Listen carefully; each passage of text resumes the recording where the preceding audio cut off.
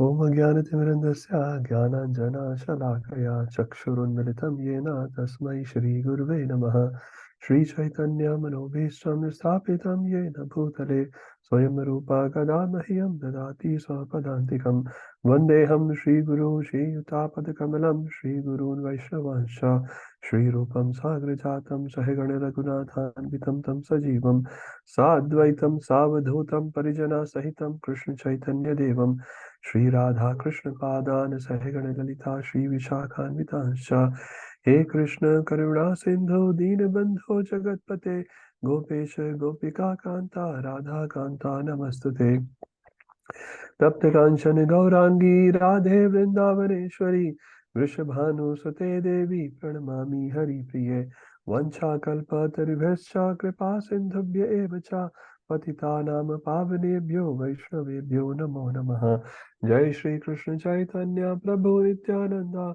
Shri Advaita Gadadhara Shri Vasadi Gaura Bhaktavinda Hare Krishna Krishna Krishna Hare Hare Hare Rama, Rama Rama, Hare Hare, Hare Krishna, Krishna Krishna, Hare Hare, Hare Rama, Rama Rama, Hare Hare, Hare Krishna, Krishna Krishna, Hare Hare, Hare Rama, Rama Rama, Hare Hare. Jagat Guru Srila Prabhupada ki jai.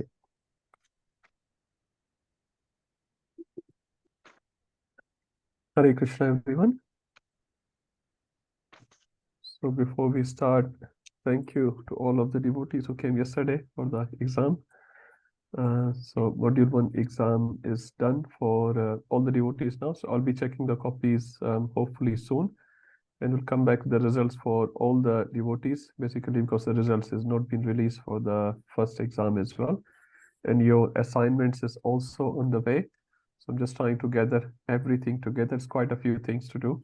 So all the written exams are there, shloka, attendance, and your short questions and the essays.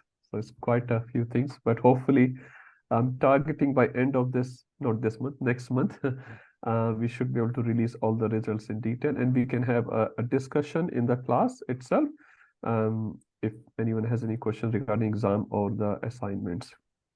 In the meanwhile, keep working on your next assignments. I know the chapter 7 assignment is quite small. Yesterday's few devotees were saying that I might share the previous assignments with them.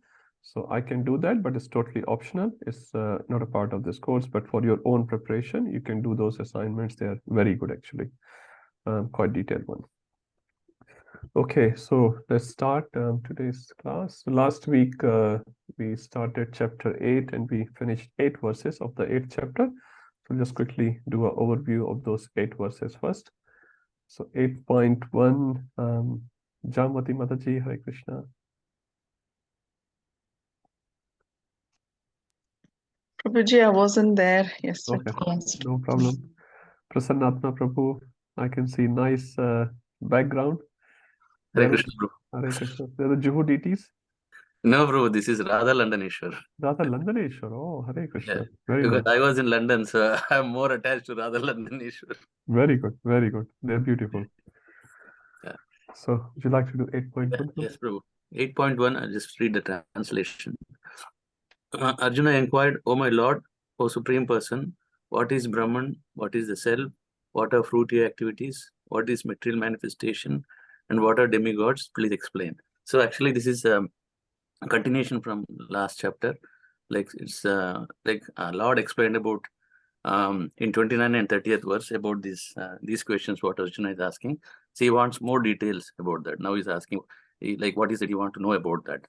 So he's asking Kim Tad Brahma, means what is Brahman. Then he says Kim Adhyatma, what is Adhyatma. Then he asks next question Kim Karma Purushottama Adibhuta. He asks what is Adibhuta. Then he asks what is Adidaiva. So these are the 5 questions he's asking. Brahma, Adhyatma, Karma, Adibhuta and Adidaiva. These questions he's asking. Thank you, Prabhuji. Very nice. And just quickly before we go to the next verse, maybe Rupa Prabhu can give a little background of this chapter itself. So Prabhu has connected obviously with 729, 730 to this particular verse. Just a little intro of the chapter, Rupa Prabhu, if you could. Yeah, so as far as I remember, I'm looking at my notes. The first couple of questions, couple of verses are Arjuna's doubts, Arjuna's questions, and then one of the key thing we'll learn in the next 8.3 is about us remembering Krishna at the time of death. And we will see a pattern of questions which Arjuna is asking, which are sort of repetitive from chapter 4 and the previous chapters. But the way we should understand that is it is as per the context of this chapter or that time period. Arjuna is asking those questions again. And then Krishna answers one by one. So first 2 verses, Arjuna will ask 8 questions, and then follow on from there. Krishna will answer those. As the title says, attaining the supreme, this whole chapter we will see, or at least till 8 shlokas that we have seen, Krishna will try to bring the focus on himself. So we'll see in 8.4 or somewhere in 4 or 5 where Krishna says, just remember me at the time of death, not my versions of Indra or Varun Dev or any other powerful demigod. So yeah, he tries to center himself and suggest us that you need to focus on myself, and it won't come like the example that you gave of a cricketer. If someone has to become of the quality of Sachin, he has to practice really hard. So same thing applies for us. If we have to remember Krishna at the time of death, we will have to practice Krishna consciousness quite rigidly till our final exam comes. Yes. Death is Final ultimately our final exam. And there are other exams as well in between, Bhakti Shastri exams. Okay, yes, Prabhuji. Yeah, Yeah. very nice. Yeah. So thank you, Prabhuji, for giving the nice. So basically, this chapter is about attaining the supreme. Anyone remembers the previous chapter name? In Sanskrit or English, doesn't matter. Previous chapter, which is chapter 7, knowledge of the absolute. So in that chapter, Krishna literally explained about the knowledge about himself. Now here in this chapter, attaining the supreme. So one is knowing, one is attaining. Like I can explain you about Rupam Prabhu lives in Edmondson Park. So what it's like and what are the property rates and this and that, everything about it. But how to attain it? Like you have to take M5 and then probably M7 or something. Huh? So you can see the connection here. So first he sort of created the curiosity. What is this absolute? Knowledge of the absolute. And now it's attaining. How to attain it? Especially attainment can be done if you remember that absolute truth at the time of death. So whole chapter, as you nicely explained just now, will talk mostly about how to remember that Krishna, especially at the time of death. So it's quite important chapter because for all of us, how to practice Krishna consciousness throughout life and then what happens towards the death. It's very nice. Thank you, Rupam Prabhuji. 8.2, Raghavi Mataji, you were there last week. Yes, Prabhuji. Okay. I'll read the translation. Yes. Who is Lord of sacrifice and how does he live in the body, O Madhusudana? And how can those engaged in devotional service know you at the time of death? So in the first shloka, there were 4 questions that were asked, and in this, there are 3 questions that are asked. So the first... So it's 5 plus 3. Oh, sorry, 5. Yeah, 5 and... Sorry, yeah. Yes. So Adi Yajnaha Katham Ko. So who is the Lord of sacrifice? So Yajnaha means sacrifice. So Adi Yajna, who is the Lord of sacrifice? Tra Dehes means Madhusudana. So Dehes means, so who lives in this body? Madhusudana is, Krishna is called as Madhusudana. So it refers to here as like how we have, oh killer of demons, can you also kill our doubts that we have? So it is something referring to that here. Prayana Kale, so at the time of death, how can we remember you? Yes. Like who is engaged in the devotional service, how can they remember you at the time of death? Yeah. So this word is also very important. Niyat Atmavihi, Prabhupada writes, by the self-control. So he's not asking about every single one because not many will remember Krishna at the time of death, and there's no question about it. So Niyat Atmadi, and Prabhupada writes in the translation here, those engaged in devotional service know you at the time of death. So not everyone will be in that category. Thank you, Mataji. So 8.1 and 2, there are 8 questions, 5 plus 3. Now Krishna will respond in 8.3 and 8.4, 7 questions of Arjuna, and 5 will be the 8th question of Arjuna. So let's see 8.3. Rasanand Prabhuji, would you like to do that? Hare Krishna, Prabhu. Hare Krishna, Prabhuji. Yeah, thank you, Prabhu. Okay, I'll go with the translation 8.3. The Supreme Personality of Godhead said, the indestructible, transcendental living entity is called Brahman, and his eternal nature is called Adhyatma, the self. Action pertaining to development of material body of the living entity is called karma, or fruitive activities. So Krishna is answering 3 questions over here out of the 5. So he's first explaining what is Brahman. So actually the title is basically coming from this verse, like Aksharam. So this title of this chapter is Akshara Brahma Yoga. So Krishna is talking about the Brahman. Here actually Brahman, there are 2 levels of Brahman. One is the living entity, or the living entity, and the other one is the Supreme. So here the reference is basically to the Jiva, the living entity here. And that's what it is say, the indestructible transcendental living entity that is actually separate from the body. So this is what in the 2nd chapter we have seen, that we are not the body, we are the soul. But here the Brahman is talking about the soul, the eternal part of the living entity. So that's about the first question about Brahman. Akshara, as I said, is an indestructible, transcendental living entity. The second question answered here is about the Adhyatma. Adhyatma is the one eternal nature or the self, and is also told about the Sobhava, that is the nature, the eternal nature, which is a transcendental nature of the Adhyatma. The Sobhava, the eternal nature or the impression is actually accompanied. This impression is accompanied in the Jiva, and it governs the body. The activity of body is governed by the nature of this. So that's about the Adhyatma. Then the third one is defining of the karma. So Bhuta Bhavo Karo Vishagara Karma Sanjitana. So Vishagara means the creation. So each one of us are created based on our previous karma, the past karma. So karma defines the producing of the material body of the living entity. So these based on our desire, I think each one of us we do some activity, and because of that we are getting a body in the future. So basically the definition of karma here is the fruitive activity of the jiva, which leads to the transmigration from one body to another. So these are the three answers to Arjuna's question given by Krishna in this verse 8.3. Yes. Thank you, Prabhuji. Very nicely explained. Let's look at the next 4 answers in 8.4. Sorry, Prabhu. Yes, Rupam Prabhuji.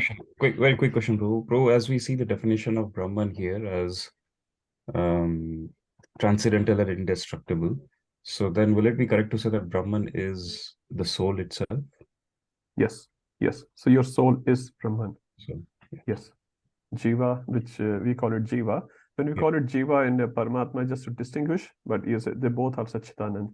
So soul is referred as Jiva. Yeah. So Jiva always means the soul. It won't be the body. No. Jiva means soul. So Jiva's transmigration, we say. Soul's transmigration. Body never transmigrates. The body is destroyed. Okay. And that's why if you see the word here, adjective is used, Akshar. So that Jiva, soul, is Akshara, not Chara. Chara, your body or my body is Chara, destructible. Jiva, soul, is indestructible. And Paramam refers to transcendental. Every soul is transcendental. With amoeba's soul or an elephant soul or a demigod soul is indestructible and it's transcendental. And that's called Brahman. Hare Krishna. Prabhu, can I add a point? I don't know whether I'm correct. Yes, please. Yeah, like how we see, Prabhu, how we perceive, like Jiva, like as you rightly said, elephant or a cow or something.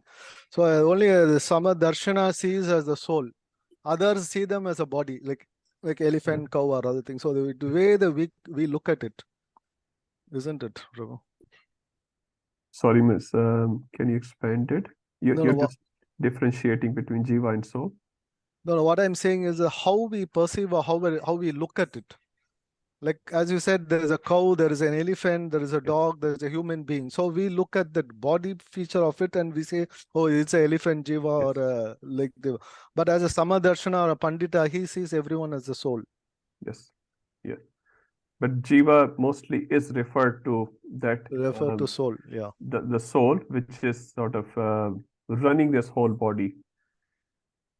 So if you go in Sanskrit, if you go in Bhagavatam as well, Jiva is referred to the soul, the living entity, the integral part of the body. As you correctly said, but it depends on the person who looks at elephant as an elephant. Another person may look at as same soul, which is residing in an ant's body or an elephant's body. Yeah. Thank you, Prabhu. 8.4. Divya Mataji, would you like to do 8.4? Sorry, Prabhu, I wasn't here last Okay, week. no problem, Mataji, no problem. We have Jayaprakash Prabhu, Hare Krishna. Hare Krishna, Prabhu. Thank you, Prabhu. Translation is, O best of the embodied beings, the physical nature which is constantly changing is called Adibhuta, the material manifestation. The universal form of the Lord, which includes all the demigods like those of the sun and moon, is called Adidaiva. And I, the Supreme Lord, represented as the super soul in the heart of every embodied being, is called Adi Yagna, the Lord of the sacrifice. So, Prabhu, I think in this also, Lord is further explaining different questions asked by Arjuna.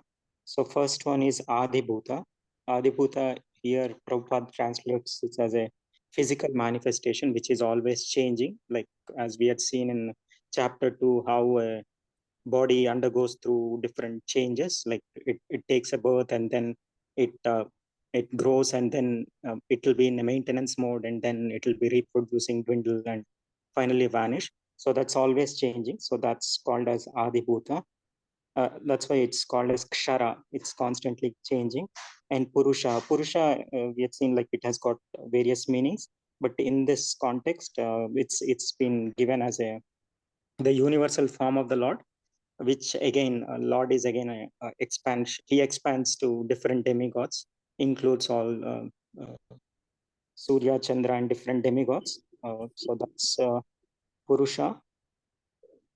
And Adi Daivam. Adi Daivam is expanded as again the super soul who stays Lord Krishna again, and as in 15.15. Sorry, yeah. So he is a super soul residing in everyone's heart. So he's the witness, Anumanta, Upadrushta, and so he's the super soul who gives the results of the actions based on what the Jiva has performed. And the last one is Adi Yagna. So Adi Yagna, Adi Yagna is the Lord. We had seen in 5.29 where Lord says he's the Bhokta, Bhoktaram Yagna Tapasam. So he is the like all yagnas, finally we need to go and satisfy Lord Krishna. Is the root of the tree. So and the Bratambara. So and the living entities like we know like they undergo different kind of miseries, including what including like sometimes due to other living entities and sometimes due to Adi Daiva or Prakriti, material nature. So different entities, how one undergoes through these miseries. But at the same time, I think it's giving us more understanding around what are these, so that we can understand and finally surrender to the Lord. And also Prabhupada at the end, I think he translates like the people who are in the neophyte stage, they try to meditate on the Virat Rupa. So that way they can slowly, gradually elevate to the Paramatma and then to Bhagavan stage. Thank you, Prabhuji. Thank you. So 8.4 answered 4 questions: Adi Bhuta, Adi Daiva, and Adi Yagya. And the fourth one is Atra Dehe. The super soul resides in this Deha, and Prabhupada translates as in the heart of every embodied living entity. So this sort of concludes the 7 questions of Arjuna. And the final question of Arjuna, which was in 8.2, how does one remember you at the time of death? This is 8.5 and 6, both very, very important verses. Maybe Ujjwal Rasa, Mataji, and Lakhan Rasa Prabhu can do one each. Prabhu, verse 5 only, no? 5, yeah. You can do 5 and Prabhuji can do 6, something like that. Okay. Verse 5. And whoever at the end of his life quits his body, remembering me alone, at once attains my nature. Of this there is no doubt. Now this verse talks about very important question, which is how to remember Krishna at the time of death. So Krishna elaborates on this verse, in this verse and the next verse as well. So it's a kind of direct explanation about how to remember Krishna. So the translation is, the word by word is Antakale, which is at the end of life. Whoever remembers Smaran Muktva, remembers me, which is Mam Eva. So here you explain that Eva is very important word because Krishna is emphasizing himself. So it's not like any other person, this person or that person. So Eva is a very important word. So there is no confusion. And then Kalevaram Muktva. So whoever quits the body, Smaran, remembering me alone, that person will attain my nature. So Madbhavam Yati, he will attain my nature. Of this there is no doubt. Now you explained also that attaining the nature is not merging with Krishna. It is going back to him, to his abode. That's the important point we have to remember. So, and Krishna is emphasizing here very clearly that there is no doubt about this. So if somebody is thinking, oh, will this happen or not happen? So there should not be any doubt in anyone's mind, that there is no doubt that whoever remembers the Lord at the time of death will go back to him. There is no doubt about that. And few more things I think you mentioned about. You talked about remembering, that's the activity of the mind. So when we think about different things, like we may think about cricket or we may think about movies, then that's what stays in our mind, and the mind will think about those things. So it's important that how we cultivate our life. We should cultivate our life in Krishna consciousness so that we can remember Krishna at the time of death. That is very important. So practice the whole life thinking about him and devotional service.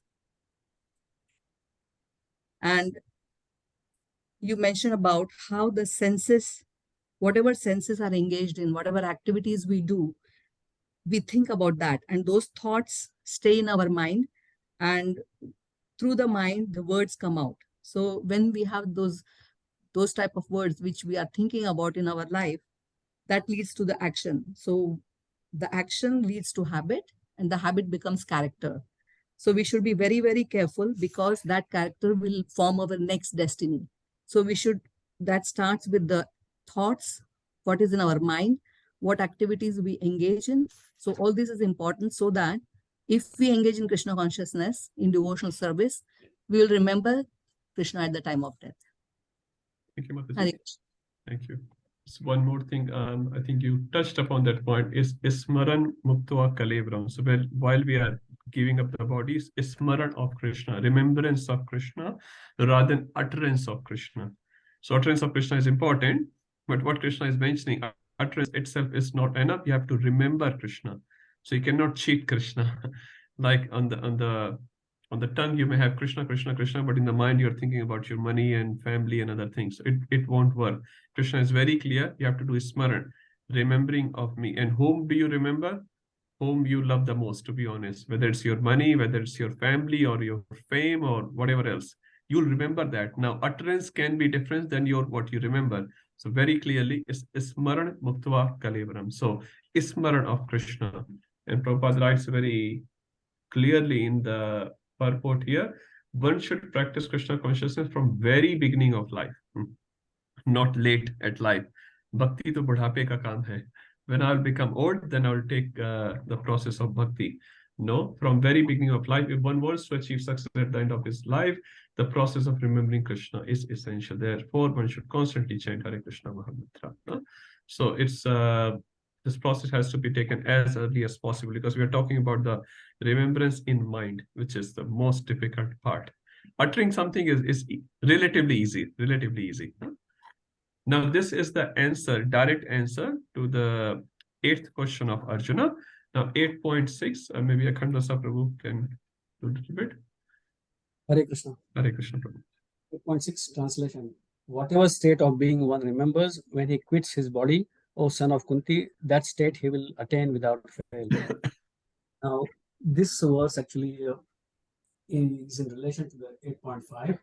8.5 specifically tells what will happen if you remember Lord Krishna at the time of death. But this verse gives you a general principle. If you don't remember, what will happen? So basically here it says that yam means whatever, vapi at all, and smaran means remembering, tyajata, when giving up, at the end, ante, at the end, kalevaram, this body. So whenever, at the time of death, whatever you are thinking, whatever your consciousness is, that you will get the results according to that. So if you're not thinking about Krishna and if you're thinking about something else, then obviously it's, your consciousness will be on something else. So you will take another body according to that consciousness at the time of death. So example was given of Bharat Maharaj, how he at the time of death he was attached to the deer and he had to take another birth. So similarly, example also was given that if you are traveling in a train and you're exiting a particular destination, you are not concerned about what you're going to leave, about the passengers who are left in the train. You are only concerned about yourself, what your destination is and how you're going to get there. Many times when old people are dying, they worry about their sons and daughters. Oh, what will happen to you? I am going now. But you should worry about where you are going and how you are going, rather than they're still traveling. You have done enough worry for your life, they are settled or not settled as per your definition. Lord Vishnu is the maintainer. He will maintain them. At the end of the life, we should worry about ourselves. It's not selfishness. It's intelligence. It's not selfishness. Selfishness is very different. Like I'm trying to hurt someone just to achieve some personal benefit. It's not about that. It's about you being intelligent about your journey. So in which station I'm exiting the train, I should worry about myself. How I'm going to eat there, how I'm going to live in that town or village, whatever it is, rather than worrying about the person who is still journeying. And many people before us have left the world, and world is continuing, and world will continue when we leave. So there's not much impact on the world because we are not the maintainer. We have this illusion, moha, that we are maintaining our family, we are maintaining a temple or a city or whatever our false designations we have in our mind. So Krishna gives this very nice principle. Bharat Maharaj is one example. Anyone remembers another example? Just to prove the same point in Shastra, which we hear, I'm talking outside world. Actually, I just remembered one live example as well. It was told by Radheshyam Prabhu. Anyway, just to re-emphasize the point, Bharat Maharaj example is definitely very, very popular example. Gajendra Prabhu. Gajendra, okay, what do you want to say, Prabhu, there? I mean, he was being attacked and he called out Lord. And Ajamil is another example. So, sorry, I'll just repeat my question. My question is, at the end of their body, if a person had another thought other than the Lord, he became that in the next birth. So that's my question. Rupam Prabhu? Yeah, Prabhu, we discussed about the rishis from Ramayana, yes, who after many births of practicing couldn't remember Krishna at the time of death. Yes, that's one example in Ramayana. Actually, yeah, it's given. more. So I remember one example, and you may have heard this past time, of Narad Muni speaking with Kailash. Kailash is a great sort of merchant. He has a great family and a great money. And Narad Muni calls him that please come and do some bhajan, do some puja. You're always remembering about how to make extra money. But Kailash said, no, I'm very busy. I'm very, very busy. And he said, I just got married, so maybe come after 5 years. Narad Muni goes after 5 years, and 5 years later, he has a small kid. He said, Narad Muni, how can I come now? I have a small kid to look after. Please come after, 5 years or something when my kid is a little older. Narad Muni comes after 5 years and the kid is around 15, 16. And he said, how can I go now? I have to worry about my kid. He's just started going to college. He has to settle his career and he doesn't know what is right and what is wrong. So I have to teach him everything. Come after 10 years. Now he came after 10 years and his son was already married. And then he said, how can I leave him now? I have a small, little cutie, grandchildren, and I have to look after them. How can I leave them? My son doesn't know how to look after them. I need to look after them. And Narad said, okay, come back after 10 years. And Narad came back after 10 years. And it was his son there. It was the grandson there. And Narad Muni asked, where is Kailash? And what happened to Kailash? Hare Krishna. Kailash was gone. When Narad Muni was coming out, he saw. Anyone remember what did he see? Dog. Huh? A dog. Or someone else says a snake. A snake, yeah. Yeah, dog or a snake. Both versions are there. Say a snake, for example. So who becomes a snake? Anyone? Kailash. Yeah, that's fine. But what's the principle behind becoming a snake? If you're too attached to your property or your wealth. Yeah. So it's a good principle. I'm reminding to myself as well. So if we are too attached to our wealth and we are constantly thinking about protecting our wealth, next birth, Shastra says, will become a snake. And snakes are many times are around some sort of khajana, treasury.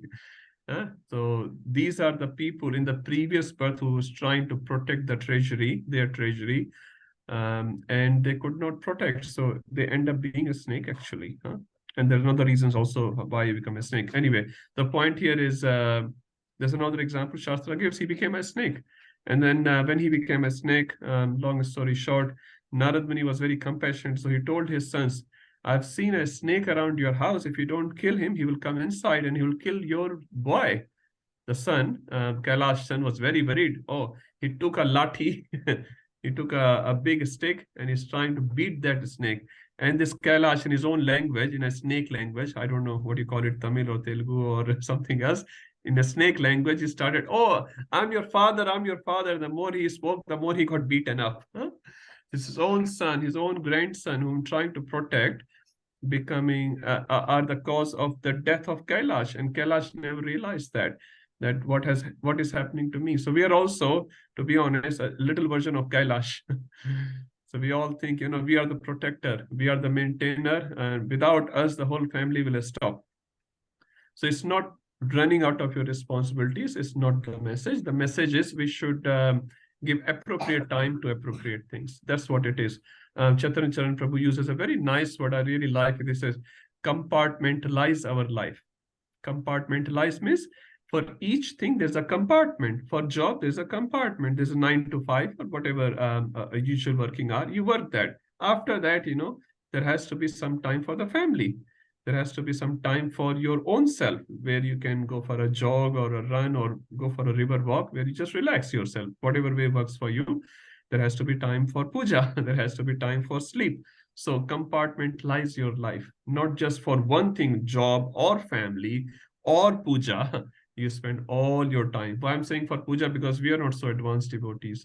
For advanced devotees, definitely they can do it. We are not there as yet.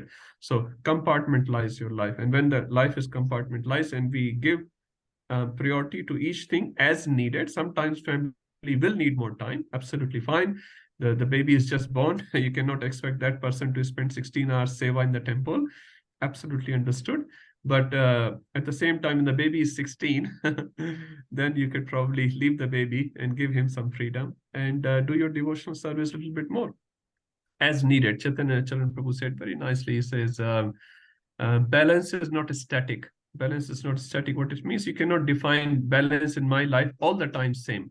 Balance will change. Tomorrow I may be sick. I may need to give some more time to my body rather than to temple. And day after tomorrow, I may have some, financial crutches.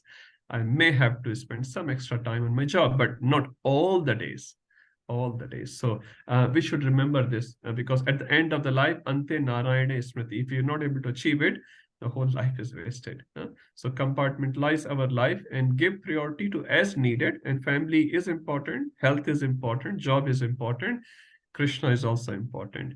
But at the end of the day, we should try to channelize in such a way where Krishna takes the priority as much as possible in our life. And there will be days, there's no need to get frustrated, where your body may require extra attention. That's fine. Your family may need your job. Sometimes project deliveries are there, you just have to do it. But we should not sort of remove the primary goal of our life is to remember Krishna, because when is our Antakal? We don't know. Maharaj Parikshit knew 7 days, we don't know that. So we are actually in a more dangerous situation than Maharaj Parikshit. Some Maharaj was saying, Maharaj Parikshit knew he had 7 days and he was so serious about it. We don't even know whether we have 7 seconds and we are absolutely not serious. Sorry, generally speaking, we are absolutely not serious about those next 7 seconds or 7 minutes or 7 days or even 7 years. We have no plan what we will do after 7 years. So this shloka should tell us very clearly that Antakal will come. When and how it will come, we don't know. And if you're not able to remember Krishna, we failed in the exam. And how we are not able to do that? Because we have not practiced enough. We have not practiced enough. So if you practice throughout life, we are going to make it in this lifetime. Practically speak, technically, we can go back to Godhead in this lifetime itself, as Prabhupada said. I guarantee, I guarantee, I guarantee. So we have so much assurance of Prabhupada, of devotees, of Shastra, of Krishna. Now, if we don't take this opportunity nicely, Guru Maharaj says in one of the classes, he was saying, we are already at the airport. We just have to board at the flight of Vaikuntha. We are already at the airport. We have to just board on the flight. But before boarding, you do your customs, you put your check-in luggage, you do your customs. And after customs, what comes? I'm sure everyone has been to the airport. After customs and between the boarding of the flight, what comes? A shopping mall, where there are so many shops. And nowadays, you see the shopping malls are becoming bigger and bigger at the airport. And some people shop. And Guru Maharaj says, some people get so involved in shopping that they miss the flight. So he said, you're allowed to shop. You can shop whatever you need for your family, for yourself. But don't get involved so much in shopping that you forget the plane. So we are actually in the Krishna conscious movement, Chaitanya Mahaprabhu's movement, Prabhupada's movement. We have everything with us. We have actually got the visa and everything. We are just in the middle now. Customs ne chappa laga diya hai, and the flight is there on the gate 57 or something like that. We just have to go through all these rubbish shops and just do whatever is needed, minimum. Go to the boarding gate, sit there, take out your mala and chant Hare Krishna, and you will be called out by your guru that please come. Aja, ho gaya kaam. Enough of this world. So this slogan, I really like it. But if we fail, go back again, go back again. Okay, let's do the next one, 8.7. Quick question. Yes, Mataji. You're talking about the snake body. I just vaguely remember, the why one takes a snake body, and I was thinking that if there is envy in the heart, that also can lead to the snake body. That's why I said there are other reasons also to becoming a snake, and that is the reason, envious body. And this is explained in Srimad Bhagavatam. Nath Patnis in their prayers explains this. Why my husband has become a snake? He must have been very envious in the last birth. So it's in the prayers of Nath Patnis. Yes, you're right. Okay, so 8.7, another very famous and very practical verse. Who hasn't done as yet? Madhuri Mataji, Hare Krishna. Hare Krishna. Hare Krishna. So I'll read the translation. Therefore, Arjuna, you should always think of me in the form of Krishna and at the same time carry out your prescribed duty of fighting. With your activities dedicated to me, and your mind and intelligence fixed on me, you will attain me without doubt. So in this verse, Krishna continues to say, like in the previous verses also, he said, like whatever he thinks by the end of the life, we will attain the same. And the previous verse, he said, if you think of me, you will attain me. So now in this verse, Krishna continues to say that how we have to think in how we have to always dedicate our mind and intelligence, and this is the process. So if we go word by word, tasmat sarveshu kaleshu. Sarveshu is like all the time, all that always, and kaleshu is any time. And mam anusmara is like you remember me. Yudhyacha is and you also fight, like do your activities. My arpita, but arpita is surrender or dedicate. My is like to me. Mano buddhi, like along with your mind and intelligence. Mam evasyasa asamshaya. So in that way you will attain me. Asamshaya is like no doubt. So so Krishna is continuously saying that, continuing in answering the last question, how we have to remember him during the end of our life. So this throughout our life also, we need to focus on our actions, but at the same time, dedicate the results to Krishna, along with your mind and intelligence fixed on Lord. So that way we will attain Krishna without doubt. Thank you, Mataji. And what does Yuddha mean? I'm a household person. I may be a household wife. What does Yuddha mean for individuals?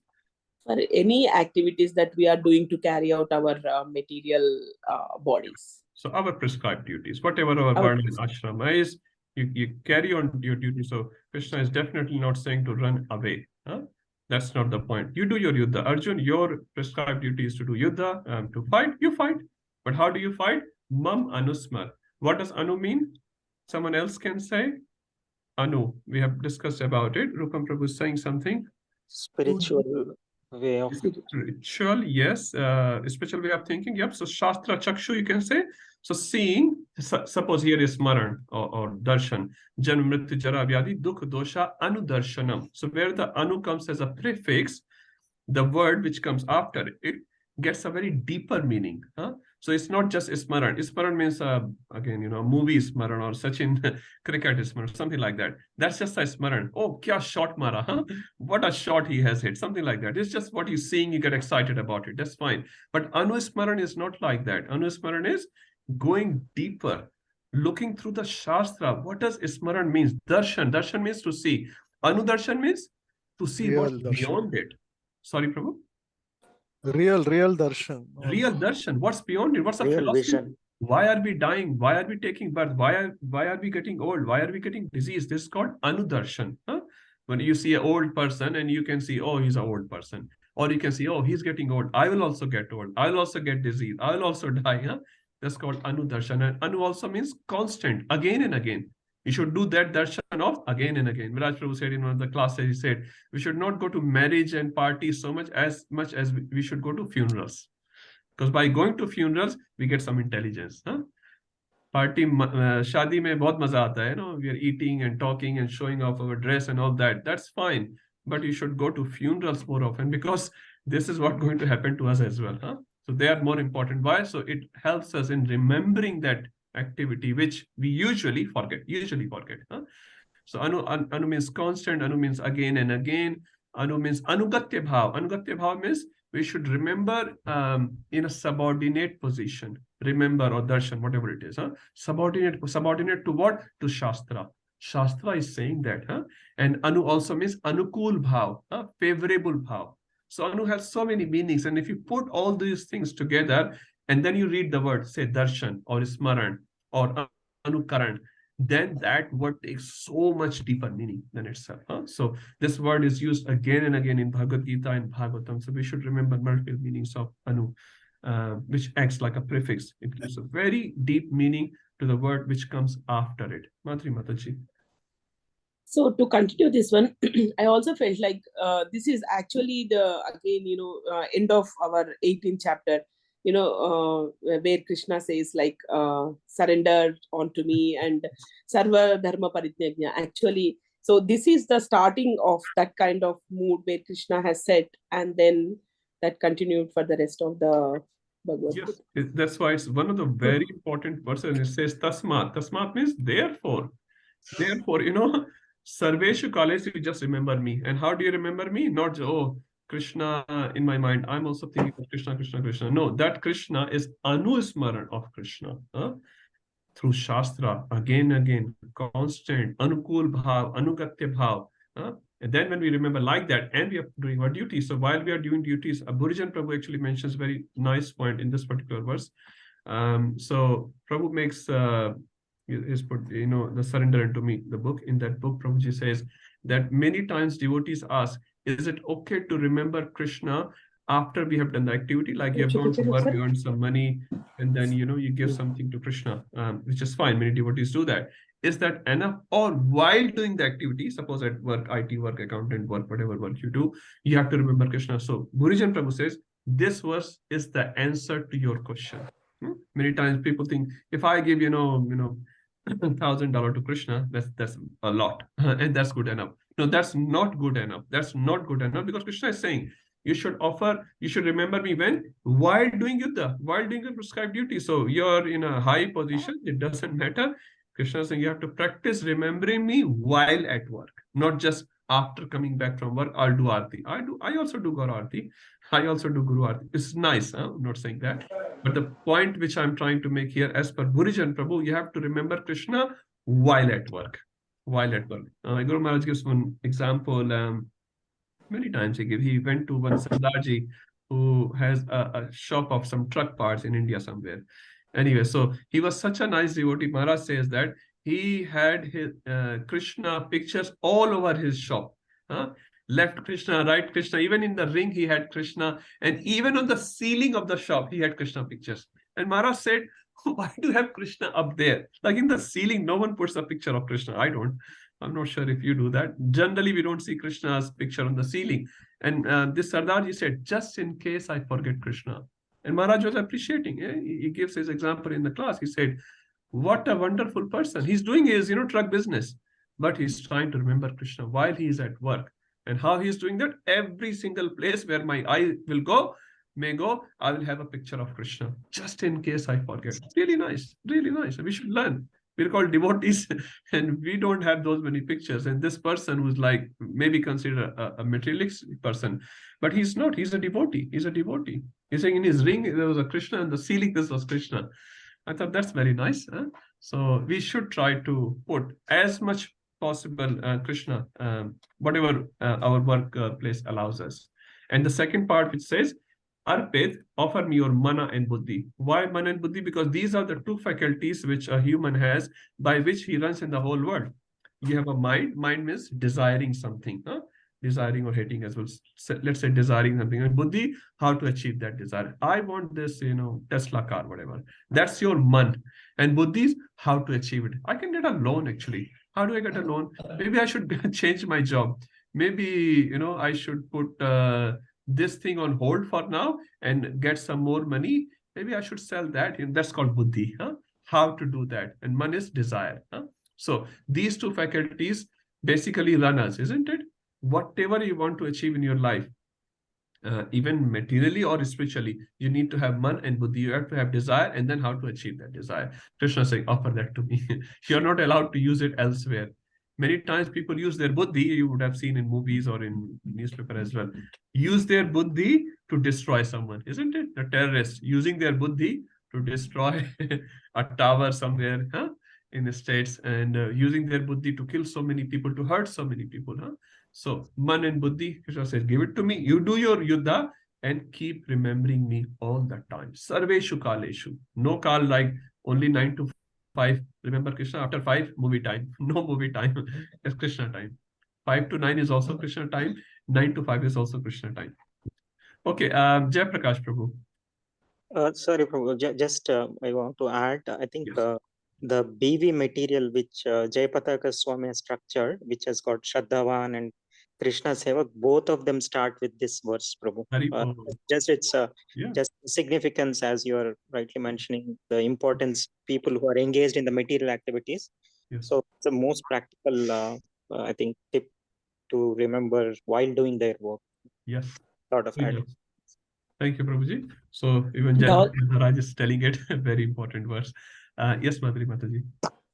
And also to do this one, if we are continuously engaged in devotional service, for example, we are dressing up Krishna at home or at the temple, or we are doing garlands or any other devotional activity, or we are prasadam cooking or something.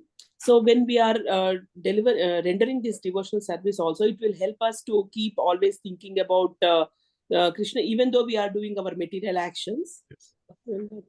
Absolutely fine, because we cannot just quit our work or quit our family or quit our responsibilities. So that's what Prabhupada says, spiritualize everything. Connect with Krishna. Cooking pizza, pasta, going to beach, no problem at all. But you go with Krishna. You cook for Krishna. So every activity, as much as possible, we can connect with Krishna. And if you don't know how to connect with Krishna, ask some devotees. How can I connect this activity or this phase of my life with Krishna? And they will guide you. They will guide you.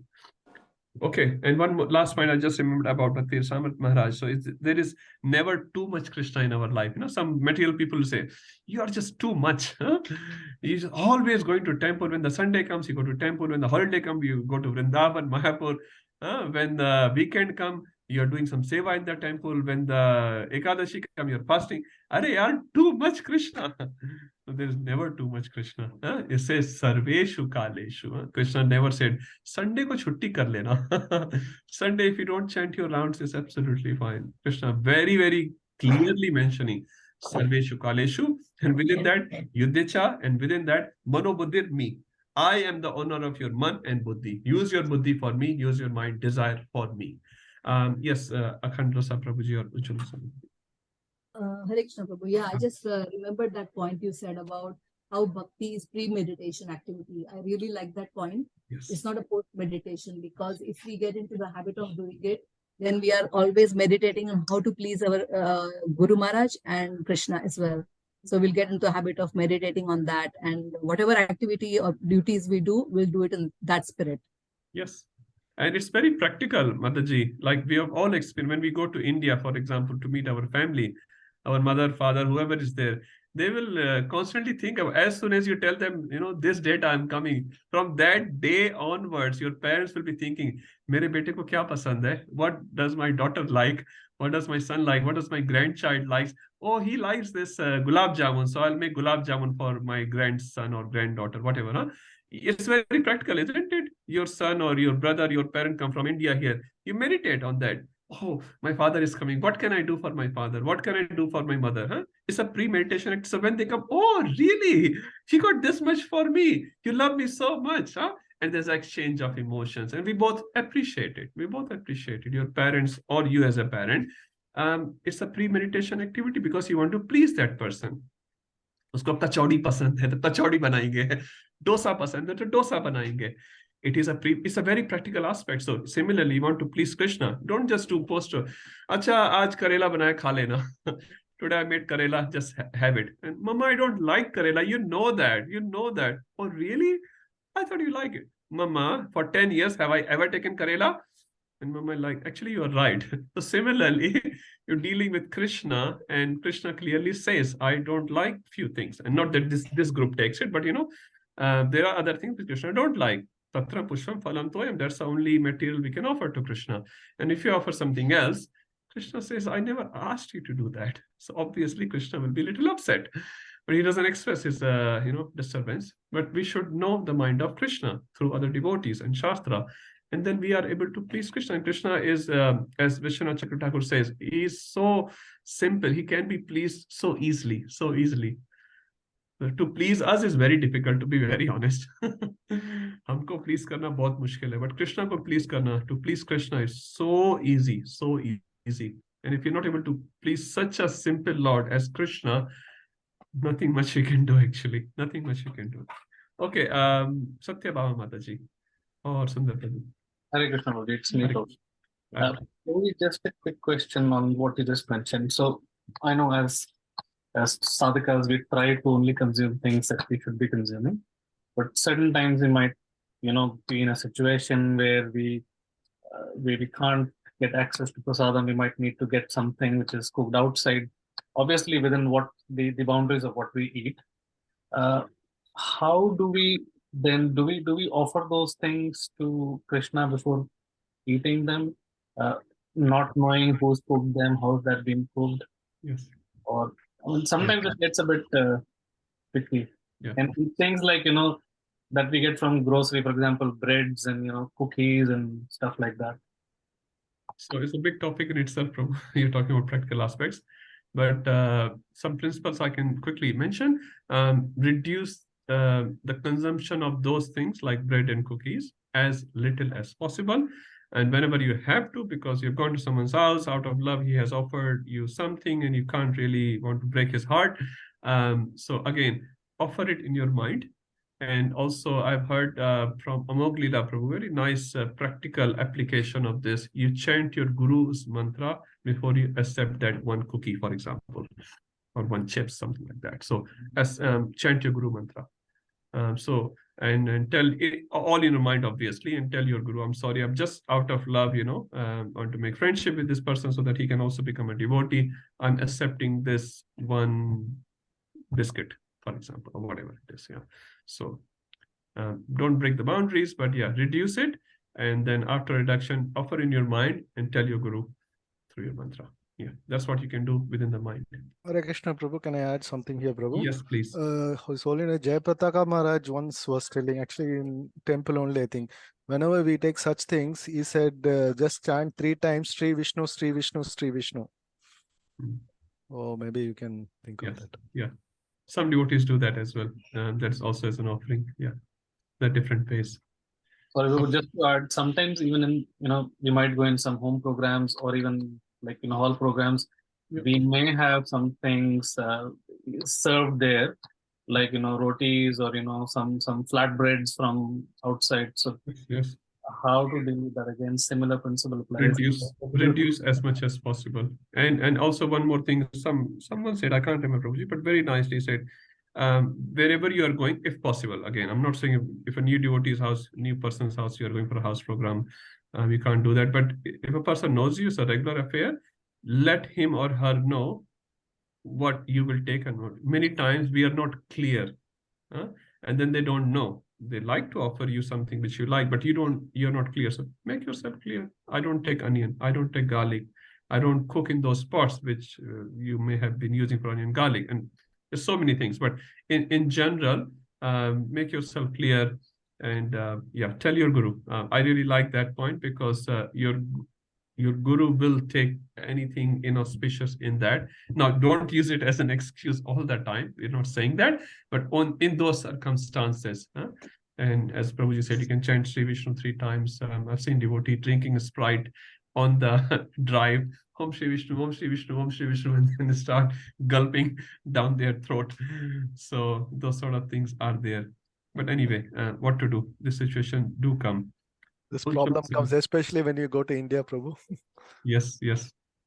And friends also. Yeah. Absolutely right. And you can't say much to your relatives. Yeah. And they will make fun of you. Be ready for it. Okay, Ujjwala Samataji. Sorry, just one thing I wanted to ask you on this, Prabhuji. Yes, so okay. You mentioned that we take Guru mantra when we should chant Guru mantra. Does that mean that our Guru is taking that offense on him, and the problem that we used to that used to come to us, is it going to our Guru, that offense, because we don't want to pass it on to our Guru. It is not required. So it is not required. Yeah, so it's not like that we are giving our sin to our Guru by that activity. We are just telling our Guru that although I know it may not be perfect, but I'm asking for forgiveness from you because of the relation which I have with this particular person. We're not really giving sin. It's not a sinful activity. But in that sense, we are taking permission from Guru, because it says without the permission of Guru, is His Holiness Mahavishnu Maharaj said very nice thing, very high thing. He said, you should only breathe when your spiritual master tells you. Maharaj said that, don't take my words. You should only breathe when your spiritual master tells you. Now you understand the point. You should not do any activity which your spiritual master does not tell. Now we do many things, to be very honest, right? We're not there yet. But the point here is we are trying to become more and more spiritual master conscious, in the sense that, Maharaj, I'm taking it. I know it may not be perfect. Please forgive me. So we're not giving sin to him. We're just taking his permission to take this, which may not be 100%. So that way we are respecting spiritual master, and with the spiritual master potency, what will go down your throat will be prasadam. That's what he will do, because he has the potency to convert anything inauspicious into auspiciousness. And he understands your situation. You want to cultivate a relation for him or her becoming future Krishna conscious person. And many times in preaching activities, you may have to do this. Yeah. It's a vast topic in itself, but some principal points. A lot of other questions are coming, but I'll hold them. Another question. Okay, please. I'll hold them off for them. It's okay. Okay. Last topic is it. So I'm just thinking, for example, we should cut down on those things like breads and cookies. But practically speaking, Prabhu, for example, our kid goes to school. He has only a certain amount of time, and he needs something very quick and convenient that he can, eat. Having rice is not an option. They get 10-minute break. So make paratha. My Guru Maharaj says, make bread at home. My Guru Maharaj says that. Make bread at home. No outside bread. He clearly says that. No outside. This is for fallen people. Maharaj said that on my face. This bread is for fallen people. He said, no. Sorry. He said, since the time, Maharaj said, I'm not my statement, since the time I have joined, I have never consumed. Why can't you stop? This bread, fallen people. And he just laughing at me. Someone accidentally offered him a market bread. And Maharaj said, this bread? Oh, this for fallen people. I have never taken. So that's the answer of practical as per Maharaj. Now, Prabhu, we are all on the journey. We cannot just hit the roof today, but we should have at least desire of hitting the roof one day. And if you progress in that direction, all the answers will come. We cannot no one can define each other's life. How is our life and what can be done? But try your best, pray to your Guru, pray to Krishna. They will give you the ways of not doing those things. Thank you. Let's move to Ujjwala Samataji's next practical question. Hare Krishna, Prabhu. Just a quick question. What we have experienced is with the neighbors, we like to offer them prasad. Especially we take that opportunity on the festival days, we give them prasad, and other times as well. But what happens is they want to reciprocate and they give us back something. But then we are so hesitant to eat it because we don't know how they have cooked, whether they eat veg, non-veg, or they may be, what kind of consciousness. And, all these questions come to the mind, and then we are very hesitant to eat. So, but in that case, if we give prasadam, that's what's going to happen. So how do we get around this? You accept with love, but don't eat with love. Accept with love, and you transfer that offering to someone else, like birds, dogs. Yeah, that's what we did. We all gave it to the birds. Yeah, means I respect their feeling, because a relationship will involve both ways, right? If you give something, they will give you something back, and that's very natural. So we respect their feeling, but we don't accept their food. So you can accept the feeling, definitely. Thank you for offering me this, but I don't eat it.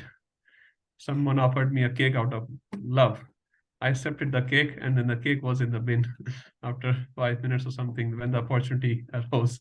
I carried the cake to my desk, and then thank you so much. And don't throw in your bin. They will come around and might see you. So I make sure it goes in a bin where they don't blame me. Oh, you threw my cake in the bin. Oh no, so accept their feelings, not the food. Okay, let's move on. 5:15. This practical verse is very nice. 8:8. Who hasn't done as yet? Maybe Satyabhama Mataji or Sundar Prabhu. Were you there last week? We were on the road last week. Okay, no problem. No problem. I just don't remember everyone's, but anyone else can do. Last verse. Still try, Prabhu. I can still try. Okay, no problem. He who meditates on me as a supreme personality of Godhead his mind constantly engaged in remembering me, undeviated from the path, he, O Partha, is sure to reach me. So over here, Krishna is talking about the person who is deep in Krishna consciousness, whose conscious is always thinking about Krishna, and he has it's like one should try to be like Maharaj Amrisa, whose hands were engaged in cleaning the temple, and whose mind was always contemplating and thinking about Krishna, and his eyes in seeing the Krishna, form of the Krishna, ears in the listening and the glories of the Krishna. So one should try to be like that, and if that person is able to reach that stage, that person, Krishna is saying, is sure to reach me. So over here, the main thing is that Krishna is giving the assurity that that person will reach me if his conscious is focused completely on Krishna. Thank you, Mataji. This word Abhyas Yoga. So Abhyas into Konte, where I can check it. Abhyas, Abhyas, Abhyas. As Rupa Prabhu also mentioned in the beginning, Abhyas is very important. Even if we are not good at something, if you do Abhyas, practice makes a man perfect. Okay. And also the word Anuchintayan is used here. So previous verse, so Anu is Smaran. This is Anuchintayan. So we also do Chinta. We should not do Chinta. We should do Chintan. And what sort of Chintan? Anuchintan. Constant Chintan. Again and again Chintan. We forget, no problem. While chanting, we hardly remember Krishna, at least for me. So what happens? What's the sort of solution? Whenever you remember that you have forgotten Krishna, go and remember again. Put the environment around you in such a way, with photos of Krishna or deities of Krishna, Tulsi Rani of Krishna, or a lamp for Krishna, which will help your mind to remember Krishna. It's called Anuchintayan. Okay, let's move forward from today's verse. Now, 8.9 to 8.13, we are entering to a different section now, which is to remembrance of Krishna by Yoga Mishra Bhakti or Yoga Mishra devotee. So what Yoga Mishra, I'll explain you in a minute. So this so far, which we have studied, we are talking about a general remembrance of Krishna, importance of remembering Krishna. But now Vishwanath Chakravarti Thakur has written a commentary, which I heard and I'm sharing before explaining 8.9. And so he's put the commentary there, and he said there are different types of people who remember Krishna. So they all remember Krishna, but there are different types of people who remember Krishna. And based on what type of category they are, their remembrance will give a particular result. So 8.9 to 8.13, Vishwanath Thakur says this is for Yoga Mishra Bhakta. So Yoga Mishra Bhakta means they are using bhakti as well with yoga. Here yoga refers to Ashtanga Yoga. So in the Ashtanga Yoga, they're also putting bhakti, and we'll see in the verses, bhakti is there as well. So let's look at some verses and we'll talk more about this particular category, which is Yoga Mishra Bhakta. So Yoga Mishra Bhakti, and there's one is called Keval Bhakta and one is Pradhani Bhut Bhakta. So Pradhani Bhut Bhakta means where bhakti is more than 50%. Keval Bhakta means where bhakti is 100%. You must have heard this word, Keval Bhakta. Keval Bhakta means only Krishna conscious, nothing else. Or Pradhani Bhut Bhakta means bhakti is pradhan, is predominant, but there are other things mixed as well. I have some desire for myself. So Vishwanath Chakravarti Thakur says, Pradhani Bhut Bhakta end up in Vaikuntha Loka in Shantarasa. And Keval Bhakta, obviously, they go back to Krishna in their Leela. And the next is Guni Bhut. Guni Bhut means Guna Bhut Bhakti. So they are using bhakti with gunas, and where bhakti is less than 50%. So the modes of material nature are predominant in the mind, and then can be Karma Yoga, Jnana Yoga, or Ashtanga Yoga as well. They are called Guni Bhut Bhaktas. They are using bhakti, but their predominance is one of these three modes of material nature. And they can max enter into the Brahma Jyoti and not more than that. Okay. So now we are talking about Yoga Mishra Bhaktas here from 8.9 to 8.13. Jayaprakash Prabhu, you were saying something? Sorry, I missed that word, Prabhu. Guni Bhakti is it? Guni Bhut Bhaktas. Guni Bhut. Guni Bhut Bhakti. Guni Bhut Bhakti. So Pradhani Bhut means Bhakti is Pradhan, and Keval Bhakti. Keval Bhakti means Keval Bhakti, 100% Bhakti. Pradhani Bhut means more than 50% is Bhakti, but there are other contaminations there. And Guni Bhut means predominance of gunas, 3 modes of material nature, but they are using Bhakti as well. As we referred in Mayavadis as well, they also do deity worship, right? Mayavadis. But why are they doing deity worship?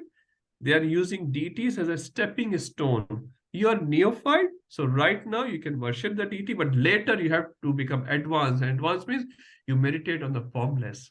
Like right now, you'll say, I'm worshipping Radha Gopinath, for example. I say, yeah, that's fine. You're neophyte. You're sentimental. For now, you can do it. So they're also using Bhakti, but Bhakti as a stepping stone to achieve something higher, which is offensive. They say Krishna's form, say Radha Gopinath's form. Here we see Radha Landaneshwar.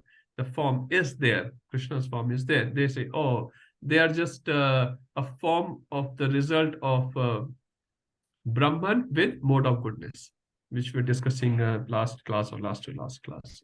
Okay, Sundar Prabhuji. Prabhu, can you just tell the result of each? Okay, so Keval Bhakta go to Krishna, obviously.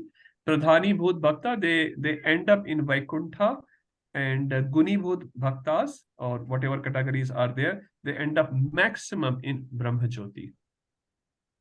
They're using Bhakti, but their predominance is other marga. So they end up in Brahma Jyoti only. Sure, thank you, Prabhu. Yeah, thank you. This is the explanation given by Vishwanath Thakur in this section. Sorry, bro. If they end up in Brahma Jyot, that means they haven't reached the spiritual world, which means they will come back. Yes, definitely. But also to say, Brahma Jyoti is also considered a part of the spiritual world. It is beyond the modes of material nature. So they will end up in Brahma Jyoti. They will come back. That's absolutely correct. But Brahma Jyoti itself is Paravyom. Paravyom is outside the material modes of material nature. So Brahma Jyoti is the first step, but it's still first step in the spiritual world. Right. So they are in the material world. They are out of material world. Right. So they will stay there, and then for a long time. What happens after that? What happens? Like, remember the discussion we had 3 classes ago where we were discussing about Mayavadis, that because they are focusing on the Brahma Jyot, they reach there and then they encircle around and they finally come back. Yes. So is this similar? Yes, Prabhuji. So they don't enter into the spiritual world, but Brahma Jyoti itself is spiritual. It's transcendental. It's transcendental. So, but in the transcendental, that's the first step. But inside it, there's a lot more to it. And Prabhupada gave the example of, sun rays and the sun. So there's a sun planet and sun rays. You can be in the sun rays, that's fine, but you're not entering to the sun globe. So do they get opportunity later on to elevate themselves? Yes. The only opportunities Prabhupada actually writes, they come back, I think the 7th chapter somewhere in the purport, Prabhupada writes, they come back as a philanthropist. You can search the word philanthropist in Vedabase, you'll find it. So they come back as philanthropists, and if they happen to associate with devotees, then they become devotee and then they go back. They cannot elevate themselves from Brahma Jyoti to the spiritual world. That's not possible. From Brahma Jyoti, they have to come back and then re-practice as a devotee and then go back. From Brahma Jyoti itself, no. So they have to practice either here, actually only here. And they go back, either they stay there and then come back and re-practice it, or they can go back forth again and again. Okay. There are 2 more questions here. Madhuri Mataji. Prabhu, this is regarding Pradhani Bhakti. So what I understand is like Pradhani Bhakti means mostly they will do Bhakti, but there will be a bit of modes of nature, material nature. Because they are not Anya Vilashita Shunyam. They're taking the support of Bhakti as a major thing, but they still have desires. So when you still have desires, and Krishna will reciprocate, no doubt. So if you're doing 70% Bhakti and 30% my desire, Krishna said, that's fine, you're doing 70%, it's pretty good, but you're not 100% Bhakta. So you'll not get the prema, which will end up in Golok Vrindavan. Yeah. So they still have a desires of material sense. They have desires, but they are doing predominantly Bhakti, but not 100% Bhakti. As Swami says, Anya Vilashita Shunyam. That Shunya is not there. Okay. Yes. Got it. Okay. Yeah. Thank you. Yeah. Ujjwala Samataji. Hare Krishna Prabhu. Yeah, once I was listening to one of the lectures and I was hearing about being in Brahmajyoti. So many jivas are there merged in the Brahmajyoti, and the speaker, the devotee, was saying that sometimes Lord Shiva, along with his followers, does Harinam in Brahmajyoti, and whoever comes in contact with that Harinam gets a chance to elevate themselves to go to the higher spiritual world. So that's the mercy given by Lord Shiva. Okay, I have not heard it, so I can't comment on that. A devotee can do anything, but the general process which Prabhupada has explained, from Brahmajyoti, he falls down at philanthropist. He does all these social activities because that's the nature of soul, to serve. In Brahmajyoti, he can't serve. So he comes back, he does service to mankind and human people. And then if he happens to associate with devotees here on the earth, I'm talking, he becomes a devotee, practices like a normal person, and then he goes back. Otherwise, this cycle carry on again and again. Lord Shiva, I've not heard. Probably Lord Shiva is very, very powerful Vaishnava. What he will do, he can elevate all the bhutas. So why not those people? But I've not heard it, so I can't comment. Prabhuji. Yeah, good point. Sundar Prabhuji or Satyabama Mataji? Prabhuji, sorry, I'm asking too many questions. That's okay. So Prabhuji, in the Brahma Jyoti, when the devotee when he is only doing, let's say, 30% of bhakti and 70% is mostly in the material nature, then if he's going to Brahma Jyoti, is it like he's not getting Krishna, or what happens actually in the Brahma Jyoti? So their target is to realize the soul. That's all, which they realize after long process, and they end up being a soul conscious person. Soul means is a part of Brahman as well. So they go in the Brahma Jyoti, they get relief from modes of material nature eventually when they're fully purified in that sense, and they go and stay there. So in the self we call it soul, there is a pleasure, there's no doubt about it. But in NOD we'll read, Nectar of Devotion, read, Rupa Goswami compares the pleasure in the self and the pleasure in serving Krishna. Like pleasure in the self is like a drop. You take a drop of the ocean and you look at the ocean, which is greater. Drop is just a tiny. So there is some taste there. There's no doubt about it. Rupa Goswami says there is definitely a pleasure in the self. And many times you would have experienced in general life as well. When you don't have many desires, you are peaceful. When you have a lot of desire, you are agitated. Ye bhi karna hai, wo bhi karna hai, I have to go there, I have to attend to this person, that person, fulfill this duty, that. You are agitated because so many desires are there. When you have relatively less desires, you're peaceful. So these yogis eventually have purified themselves. They have realized they are the soul. But at that level, they feel some self-pleasure, which is definitely there. But Rupa Goswami says, in front of Krishna Seva, the pleasure is compared to a drop in the ocean. How big is the ocean and how big is that drop? So the pleasure is not much, but definitely there's a pleasure. Atmananda is there, no doubt. So how do we understand, Prabhu, when the person is trying to begin in Krishna consciousness, let's say, his journey, and he does 30% of bhakti, but he's not fully converted into Krishna, but at the same time, we want to reach Krishna only.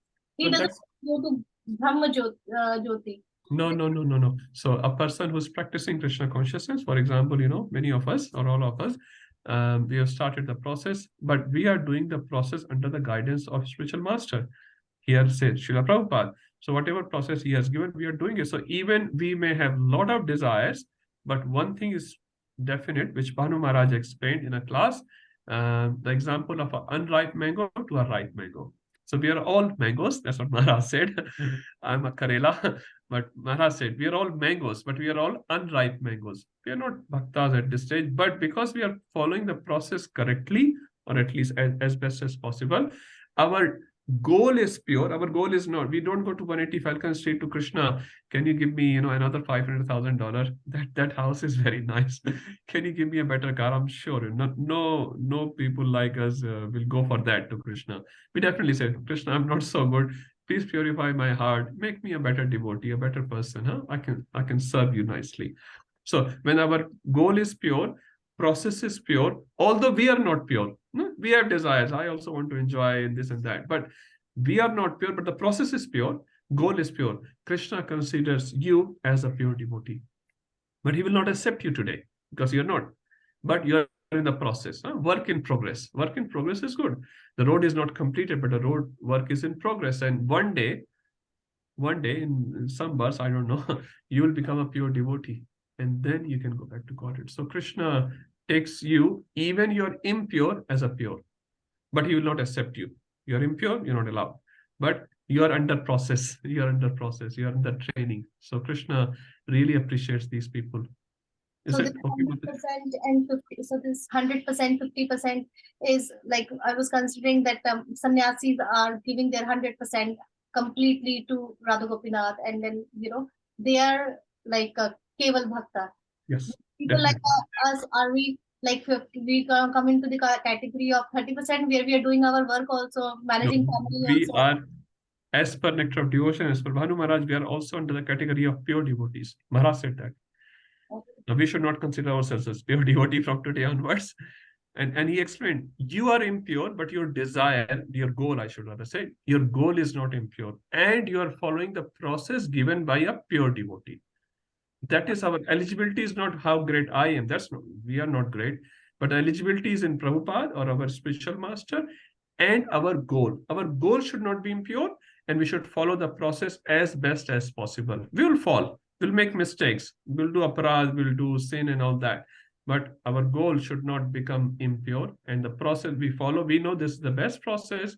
And if we just continue following it, even after falls, we'll become better and better, and one day we'll become pure. Thank you, Prabhu. Thank you. So as per Maharaj, we are under the category of pure devotees, pretty big. We are mangoes, Maharaj said, we are all mangoes. Hare Krishna, Prabhu. It can not be the 6th chapter itself. Krishna answers this question. For unsuccessful transcendentalist, what happens, isn't it? Yeah, he takes birth in the family of Vaishnavas. Yeah, but that's a process. But the point is, Krishna considers us as a pure devotee, actually. Once Prabhupada was asked, how many pure devotees do you have in your movement? So people who are expecting the people around Prabhupada was like, maybe Prabhupada, let's say 2 or 3 or maybe 10, maybe himself and some god brothers of Prabhupada as a pure devotee. Prabhupada turned around and asked probably Tamal Krishna Maharaj and said, how many people we have in ISKCON? And the Balkrishna Maharaj is like, whatever answer he gave, 20,000 or whatever. And Prabhupada turned to this reporter and he said, 20,000 pure devotees. And Maharaj itself was like, what? Pure devotees? They're all pure devotees? They struggle to chant even 16 rounds. And then Prabhupada explained later, they are all unripe mangoes. They'll become ripe. But they are mangoes. So, yeah. Pretty hopeful, actually. We should be very, very hopeful for ourselves. Although we are not eligible at all. I'm definitely saying that we are not ourselves eligible. We are very weak. We have many, many faults.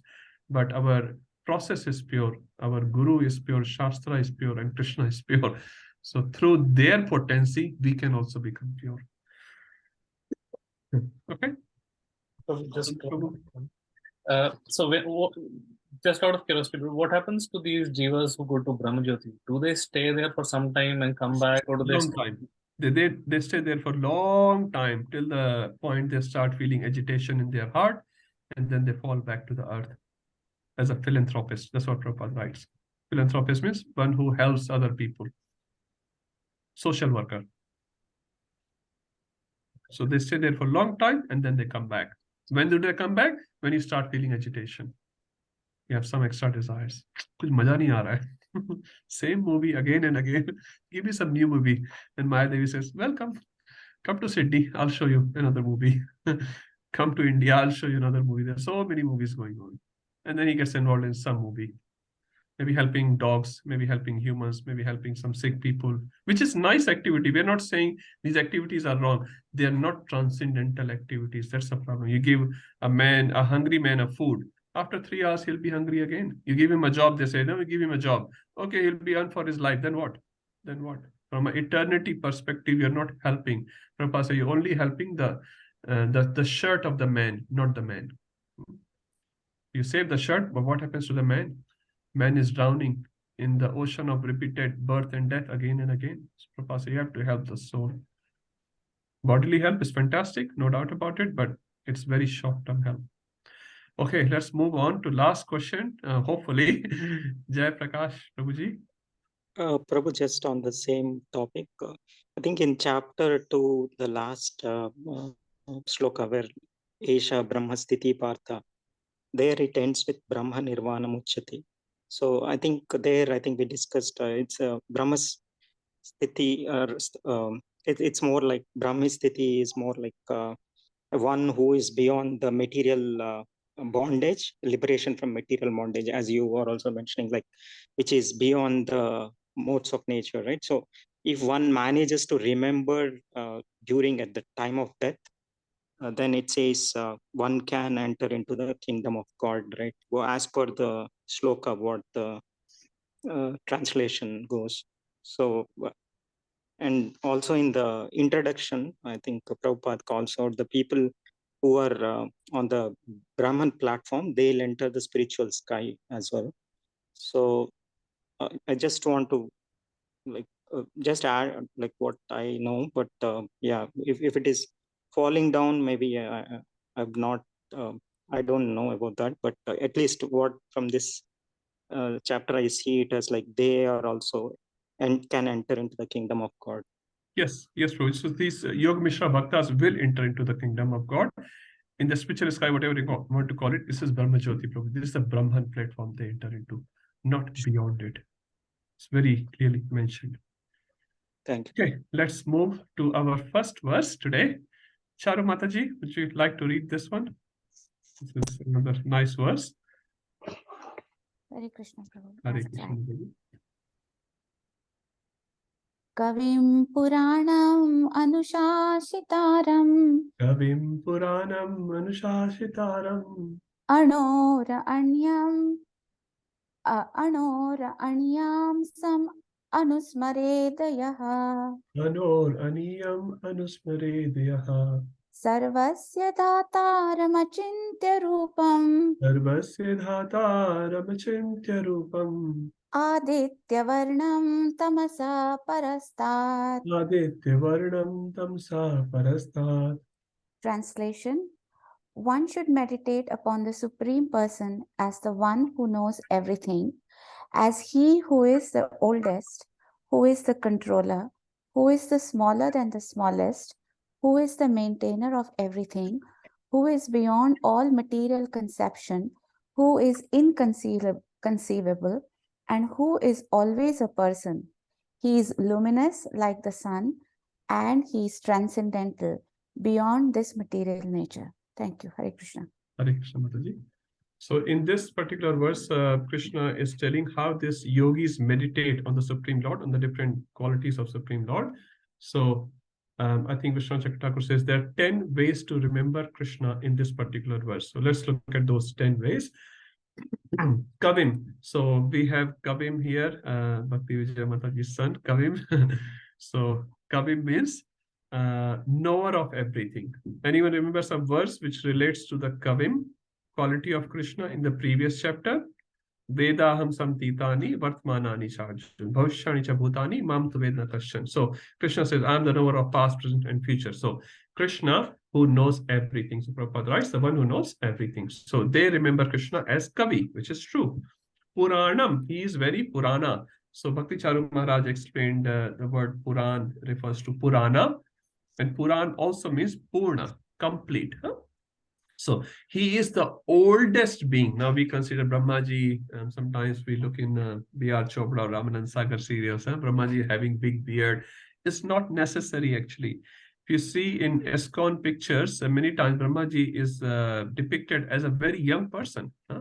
So Brahmaji is being the oldest and we put a beard on him. It's not necessary. Vishnu is the oldest. Why Vishnu has to have a beard? So that's our human conception. He may have a beard, but the point here is not necessary. Not necessary. Brahma, Hiranyagarbha Brahma, if you look at the picture in 3rd canto, Prabhupada disciples who drew that picture, Brahma is just a very young, handsome looking person.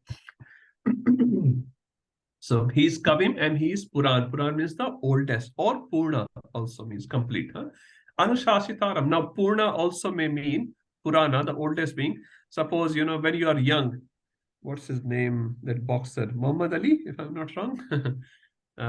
He was the one who was saying, no one can stay more than 90 seconds in front of me, or something like that. He was very big person at his time. But when he became old, did he have the similar strength? I heard in a lecture, actually, he could not even lift a cup of coffee by his own hand. The same person who has so much strength, who was making a very bold statement for all the strong people of the world, he could not even hold a cup of coffee. So usually when we get old, and there are some oldies here in this batch as well, and I'm one of them. When we become old, your strength increases or decreases? Yesterday, Sundar Gopal Prabhu was talking about some black and gray or blank and gray. So when we become old, our capacity decreases. Usually that's the nature. If you become very old, suppose you become 110-year-old, will you have a same strength as a 20-year-old young man or woman? No. So when you say Krishna, you are very, very old. So that means you will not have much strength, but and Krishna says, although I'm very, very old, but Anushasitaram, I'm still under full control. So that's the quality of Krishna. We cannot say that. When we grow old, we say, ab nahi hota. No, I can't do Govardhan Parikrama or something like that. Body doesn't allow me. But Krishna is saying, I'm the oldest, but I am Anushasitaram. I'm under full control. Anor Aniyam. So Anor refers to Anu, or Aniyam refers to, there is a different type of siddhis you would have heard, being the smallest of the smallest. So Krishna is the smaller than the Anu as well. Anu means atom. So Anu is considered the smallest, but Krishna is smaller than the smallest. So Anushasitaram, he is a big controller, but sometimes you say a big controller must be a big person, like say Muhammad Ali, for example, in a small word. So a big person will be a very big person, very strong, very big, right? But although Krishna is the biggest controller, but he is the smaller than the smallest. All these contradicting qualities you can see of Krishna. Anor Aniyam, Anusmaredyaha. So Anusmared refers to, we should remember, think of Krishna, who has these wonderful qualities. See, Anu word is coming again. Anu Smarana, Anu Karana, Anu Chintayan, Anu is so Anu is very important.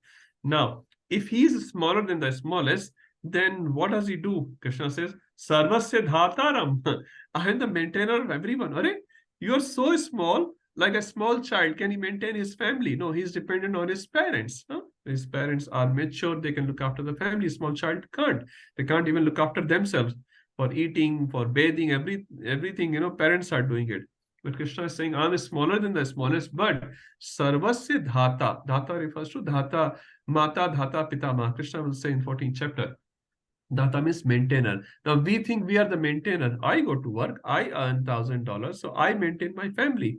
But Prabhuji or Mataji, if you earn $1,000, but if I don't convert that $1,000 into some atta, dal, chawal, will you be able to eat your currency notes? 1,000 pounds or $1,000 or 1,000 rupees. You can't eat the currency note. You have to eat some vegetables, some grains. And where does the grain come from? Krishna. Sometimes a famine comes and you can't even buy 1 kilo of atta in 10,000 rupees, for example. What happened? Because Krishna has stopped the supply of grains. Then we realize the value of grains. Many times we waste. We should never waste even one grain. Prabhupada said, whenever you finish your plate, make sure not even one grain is left in your plate. So we should remember this statement, very, very important. And Krishna himself shows that in the Draupadi's incident, he called Draupadi, and many commentators say, actually, Krishna created the grain, not that Draupadi was careless of washing the pot. Krishna created that grain to show the importance of one grain rice. Sometimes they say shak, whatever. Even the smallest thing we should not waste because it's Krishna's energy. So Krishna says, Sarvasya Dhataram, I am the maintainer of everyone. And Achintya Rupam, and I am inconceivable. And Rupa here refers to he has a form. He has a form. Now we cannot conceive. That doesn't mean he doesn't have a form. We all have been in our mother's womb. Anyone has not been in the mother's womb? I'm sure do you remember how does it feel inside? We all have been to the same experience, but we cannot remember. Does it mean we were never in the mother's womb? We cannot say that. We have been there, but we can't remember. So if you don't remember, it doesn't mean the thing doesn't exist. What you were doing 10 years before today, means hang on a second. I have to remember where I was, what I was doing. He probably say, I don't remember, but it doesn't mean you did not do anything 10 years before. So 26 February 23, 26 February 2013. You must be doing something somewhere, sleeping, eating in India or whatever. But your absence of memory does not prove the incident did not take place. So we cannot conceive the form of Krishna. It doesn't mean Krishna doesn't have a form. Some people who claim Krishna doesn't have a form is completely rejected. He has a rupa. What sort of rupa? Achintya. Why do we add this achintya here? Because his rupa is beyond our imagination. Beyond our imagination. One poet who was praising Krishna in poetry, he himself writes it. I heard in a lecture. So he was saying, Krishna, your form is your eyes are like a lotus eye, your face is like a lotus face, your charan is like lotus charan. But when actually Krishna gave him darshan, he was very embarrassed. And he said, Krishna, I'm so sorry to insult you. And he himself is talking about his own poetry. He said, Krishna, I'm so sorry to insult you. I thought I'm giving you the best analogy. But after looking at you, I realized actually it was the worst of it. Because he is so beautiful, you cannot compare Krishna's face with the lotus flower. But why we say he's like a lotus face, lotus-like eyes, lotus-like face? Because that's the only available thing in the material world which we find is very beautiful. So we compare with that beauty, but we know the best beauty with Krishna's face. But when you look at Krishna's face, you'll realize, actually, you know what? I was insulting Krishna. In the analogy given, if someone is the owner of the whole world, and you call him a jamidar. Jamidar means a landowner. Jamidar means landowner. So in your language, you may be praising that person. Jamidar, jamidar, jamidar, jamidar ji aaye, jamidar ji aaye. But when you come to know, actually, he's not just a jamidar of little land. He is the jamidar of the whole world.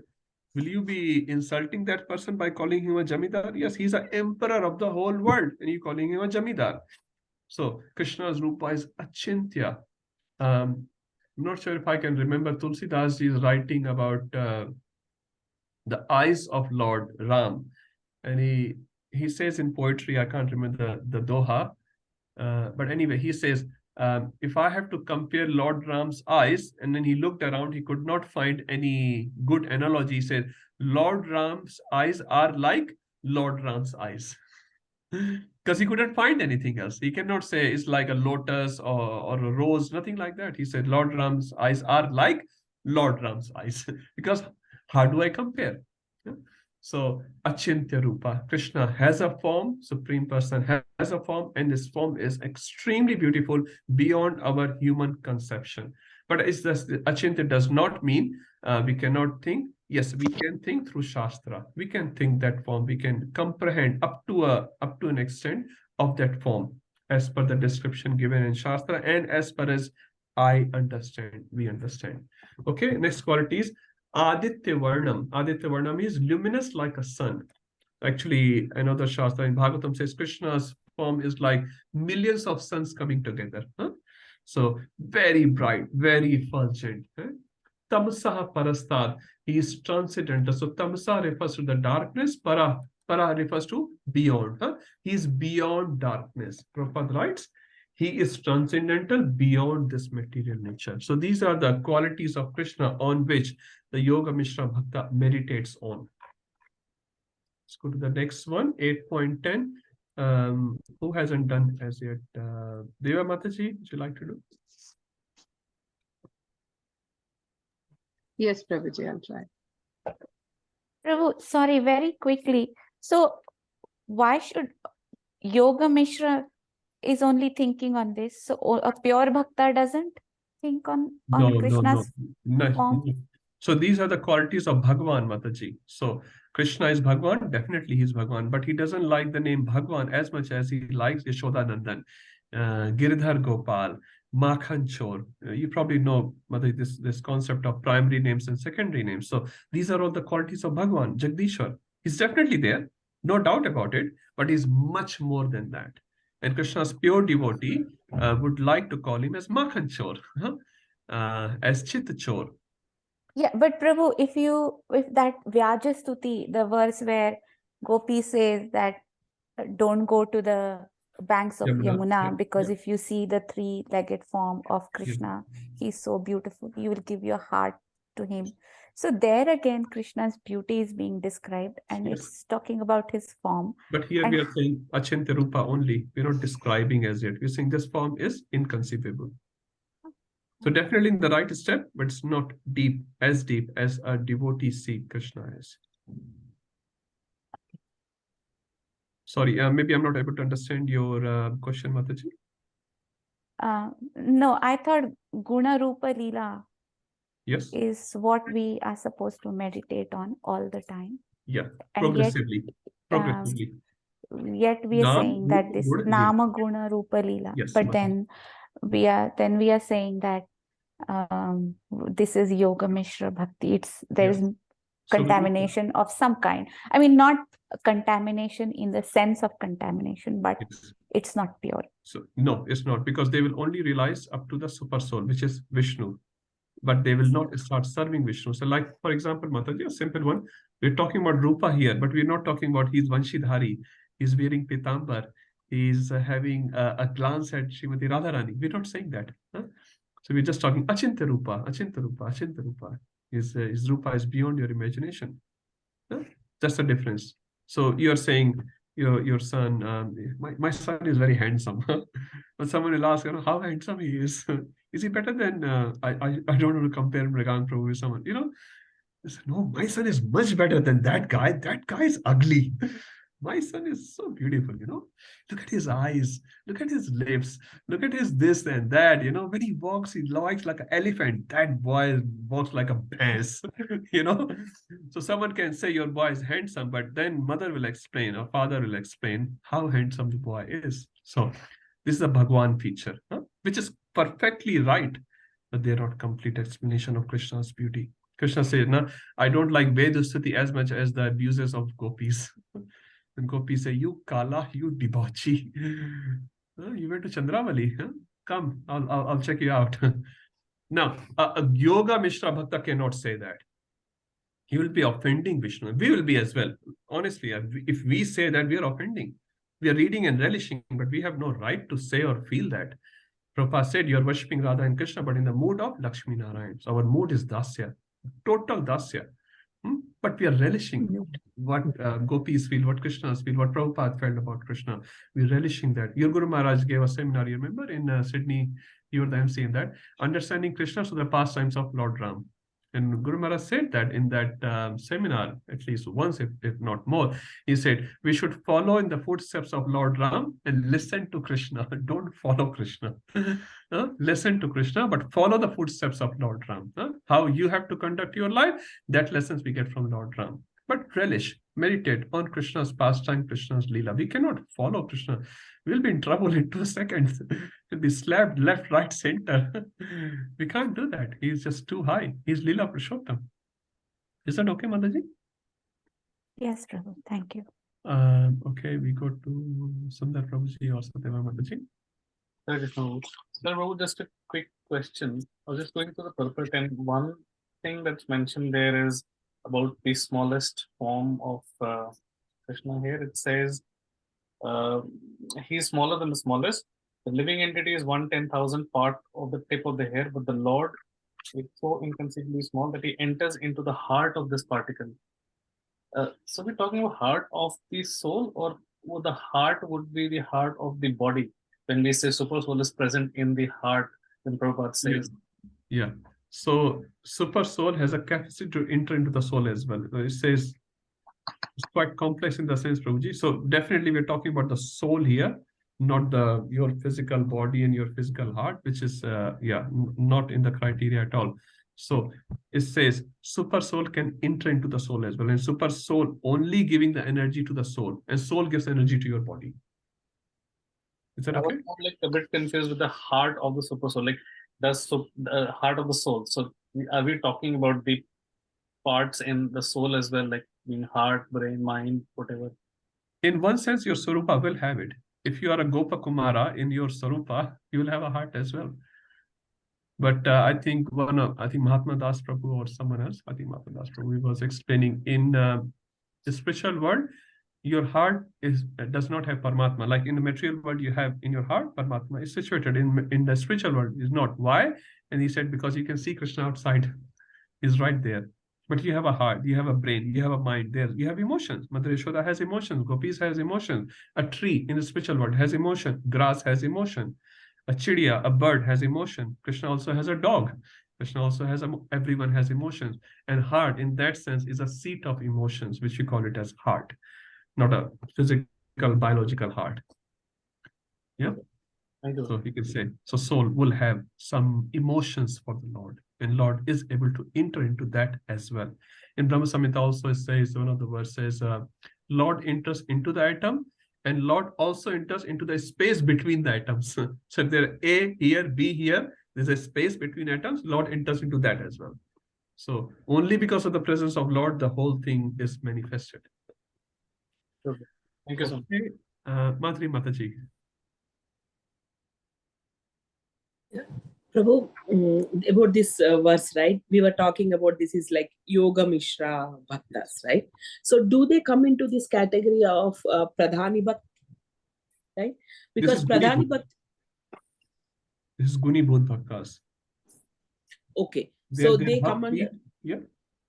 So they come under Guni Buddhi Bhakti. Yes. So that means there is less of Bhakti. Less of and bhakti, more of material yoga. benefits. Because the Yoga Mishra, so primary is yoga, Yoga Mishra Bhakta, but Bhakti is there, Mishra. If the Bhakti is there, but primary is yoga. So they will end up entering into Brahmajyoti eventually. We'll see it in the verses, it's just coming right now.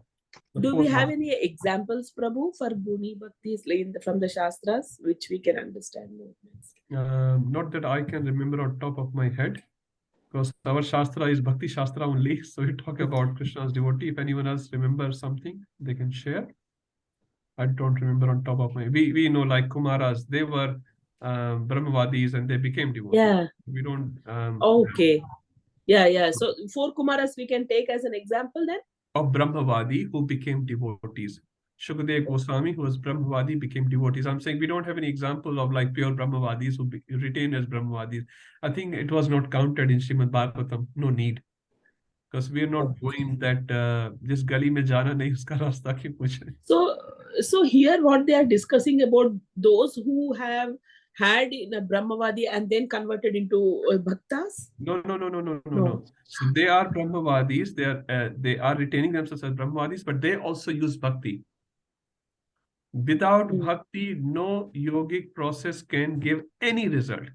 Whether it's Karma Yoga, Ashtanga Yoga, Jnana Yoga, anything has to has bhakti. So you will see a point here. Why don't we just continue doing the pure bhakti rather than doing all this Mishra bhakti, entering into all these subdivisions? Yes. That's the point which we are trying to make. So it's valid, and devotees, I should not say devotee, yogis do that. And they enter into Brahmajyoti by taking the support of bhakti. But you see from 8:14 onwards, where Krishna will describe Keval Bhaktas. Look at this Keval Bhakti part. All right. So this particular verse from 8.9 to 14, Krishna 13. is mentioning about Yoga Mishra Bhakti. What do they do? What do they end up with? And what do they meditate on? So they meditate on these 10 qualities of Krishna. Okay. Which is correct. Yes, we are not denying these qualities, but Krishna is a lot more than that. Yes. Yes, got it. Thank you. Okay, Ujjwala Samataji. Prabhu, just a quick question. Question answer session today. Sorry, Prabhu, just a quick question. So as you mentioned, the super soul is not there when the jivas reach the spiritual world. Yes. But do they have mind? They have the real ego, not the false ego. Yes. And do they have the mind and intelligence also? Mind also? Intelligence, yes. Mind they have intelligence, everything they have, this all is spiritualized, this all purified. Okay. There's no sattva guna, raja guna, and tama guna there. But your mind is like having fun with Krishna. You're putting a flower example in the mouth of Krishna. You're having fun with Krishna, and you have a right. You're a friend with Krishna, so you have a right to play with have fun with your friend. Huh? That's mind. It's not intelligence. Huh?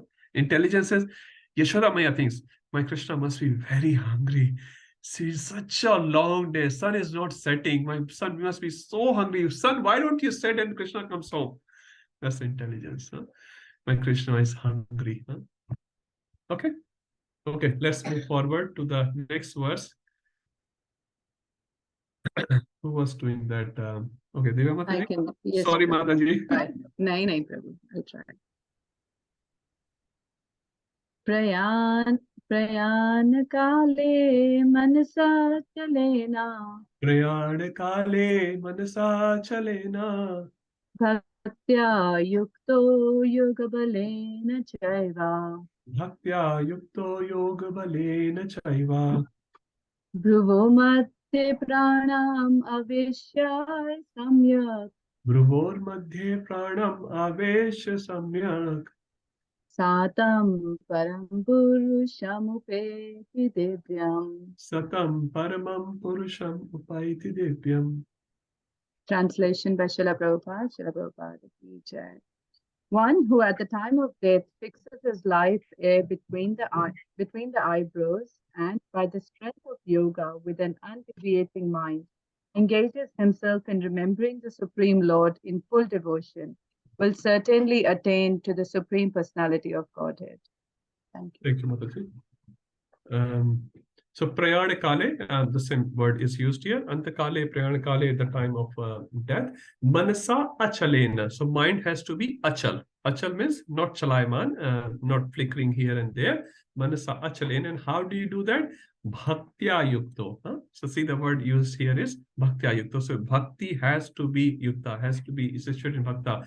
Yoga balena. And how do you do this manasa achalena? So the process of Krishna consciousness, as Prabhupada writing in this translation and purport, yoga balencheva. Now, what is yoga refers to here? Ashtanga yoga, because this is the section we are talking here. So the yogis with the yoga bala practices through bhakti manasa achalena. So he sort of stops his mind, and what else he does? Bhruvor madhye pranam. So bhruvor madhye, bhruva, eyebrows, madhye is middle of the eyebrows. Pranam is life air. Prana Vayu, we call it in Hindi or Sanskrit. So he situates his prana in the middle of the eyebrow. Now we can't do that. Avesha Samyak Satam, that person, Param Purusham Upayati Devyam, he will attain the transcendental word. Now if you look in the purport here, just quickly reading Prabhupada's purport here, the practice of Shata Chakra Yoga, which is the yogic process, we don't have to worry about this, involving meditation of 6 chakras as suggested here. A pure devotee does not practice such yoga because he is, but because he is always engaged in Krishna consciousness. At death, he can remember the Supreme Personality of Godhead by his grace. The particular use of word yoga balena is significant in this verse because without practice of yoga, whether Shata Chakra or Bhakti Yoga, one cannot come to this transcendental state of being at the time of death. So all these practices are valid, but a Krishna conscious person does not worry about this. Prabhupada clearly writes, a pure devotee does not practice such yoga. So these are all different parts of that process of Ashtanga yogi who takes. Now the important thing for us is bhaktya yukto. So without bhakti, even they are not going to get the desired result. I forgot to mention one thing. So 8.9, we studied 10 ways of remembering Krishna. Vishwanath Thakur also says 8, 10, 11, and 12 are the aids to 8.9. What are the additional things to do? So we are just reading the additional part now. 8, 11. Bhakti Vijay Mataji, would you like to do?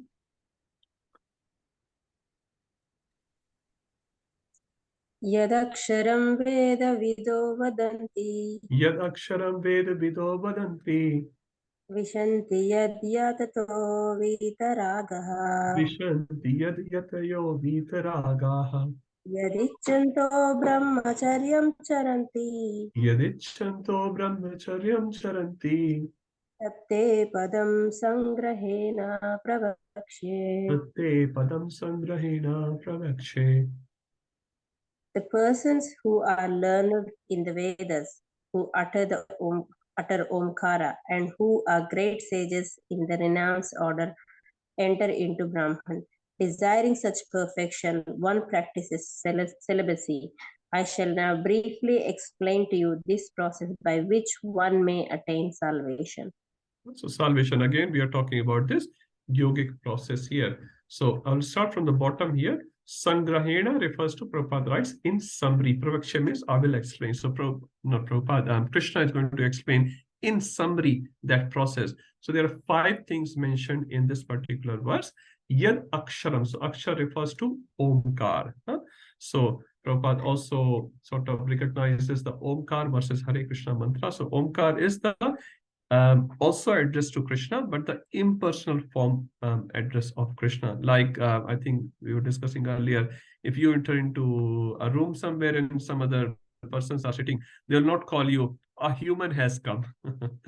They'll call you, say, Rupam Prabhu has come, huh? Someone like that. They will mention with your name. If they call you as a human, will you be feeling happy about it? Was I not a human earlier? So it is addressed to you, but a very impersonal address to you. So Om is like that. It's definitely addressed to the Lord, and people do meditate on Om, but it's not the best address to the Lord. Like you're calling president as a president, Mr. President has come. Yeah, but his name is Narendra Modi. He's a son of a particular person. He's a brother to someone like that. So Yad Aksharam. So what do? They meditate on Omkar. Veda Vido. Vido refers to Janna, to know. Veda means to Vedic scriptures. So they know about Vedic scriptures. Vadanti, they say. Vishanti. Vishanti refers to they enter into it. Yad Yatayoho. Yatayo refers to sannyasis, person in renounced order of life. Vita Ragaha. Their Raga refers to attachment, like Rag and Anurag we have. Vita means gone. So their attachment is gone. They are situated in renounced order. They are Ved Vido, they are knower of the Vedas, and they meditate or they chant Omkar. Yad Icchanto Brahmacharyam Charanti. And the 5th quality given in the 3rd line is Brahmacharyam Charanti. They practice celibacy. Prabhupada writes in his purport, unless one practices celibacy, advancement in spiritual life is very difficult. Okay, I'll read one more line. It's very nice, Prabhupada writing. The social construction of the world has changed so much that there is no possibility of one's practicing celibacy from the beginning of student life. Throughout the world, there are many institutions for different departments of knowledge, but there is no recognized institution where students can be educated in the principle of brahmacharya. Unless one practices celibacy, advancement in spiritual life is very, very difficult. So, therefore, Lord Chaitanya Mahaprabhu has announced, according to spiritual direction for this age, there's no better process than chanting Hare Krishna. Because if you have to know the Vedas, chant Omkar, be situated in the renounced order of life, get rid of all your attachment, and become a complete celibate. How many of us can do all these 5 things? Not possible, not practical in this age, and not required. Radhavan Maharaj said, not practical and not needed. Not needed. You know, sometimes we may say, oh, but that's definitely the requirement. No, that's not the requirement. We can stay in our ashrama and varna and just spiritualize every act as per our teachings. Tatte Padam Sangrahin. So Tatte Padam, they will achieve that pada. So we're still talking about Yoga Mishra Bhaktas who practice these 5 things and they enter into the Brahma Jyoti. And Prabhupada writes, may attain salvation after practicing these 5 things. Let's read the 3rd verse in this series. What's the adding point to 8.9? 8.12. Whoever wants to read. Prasanatma Prabhu.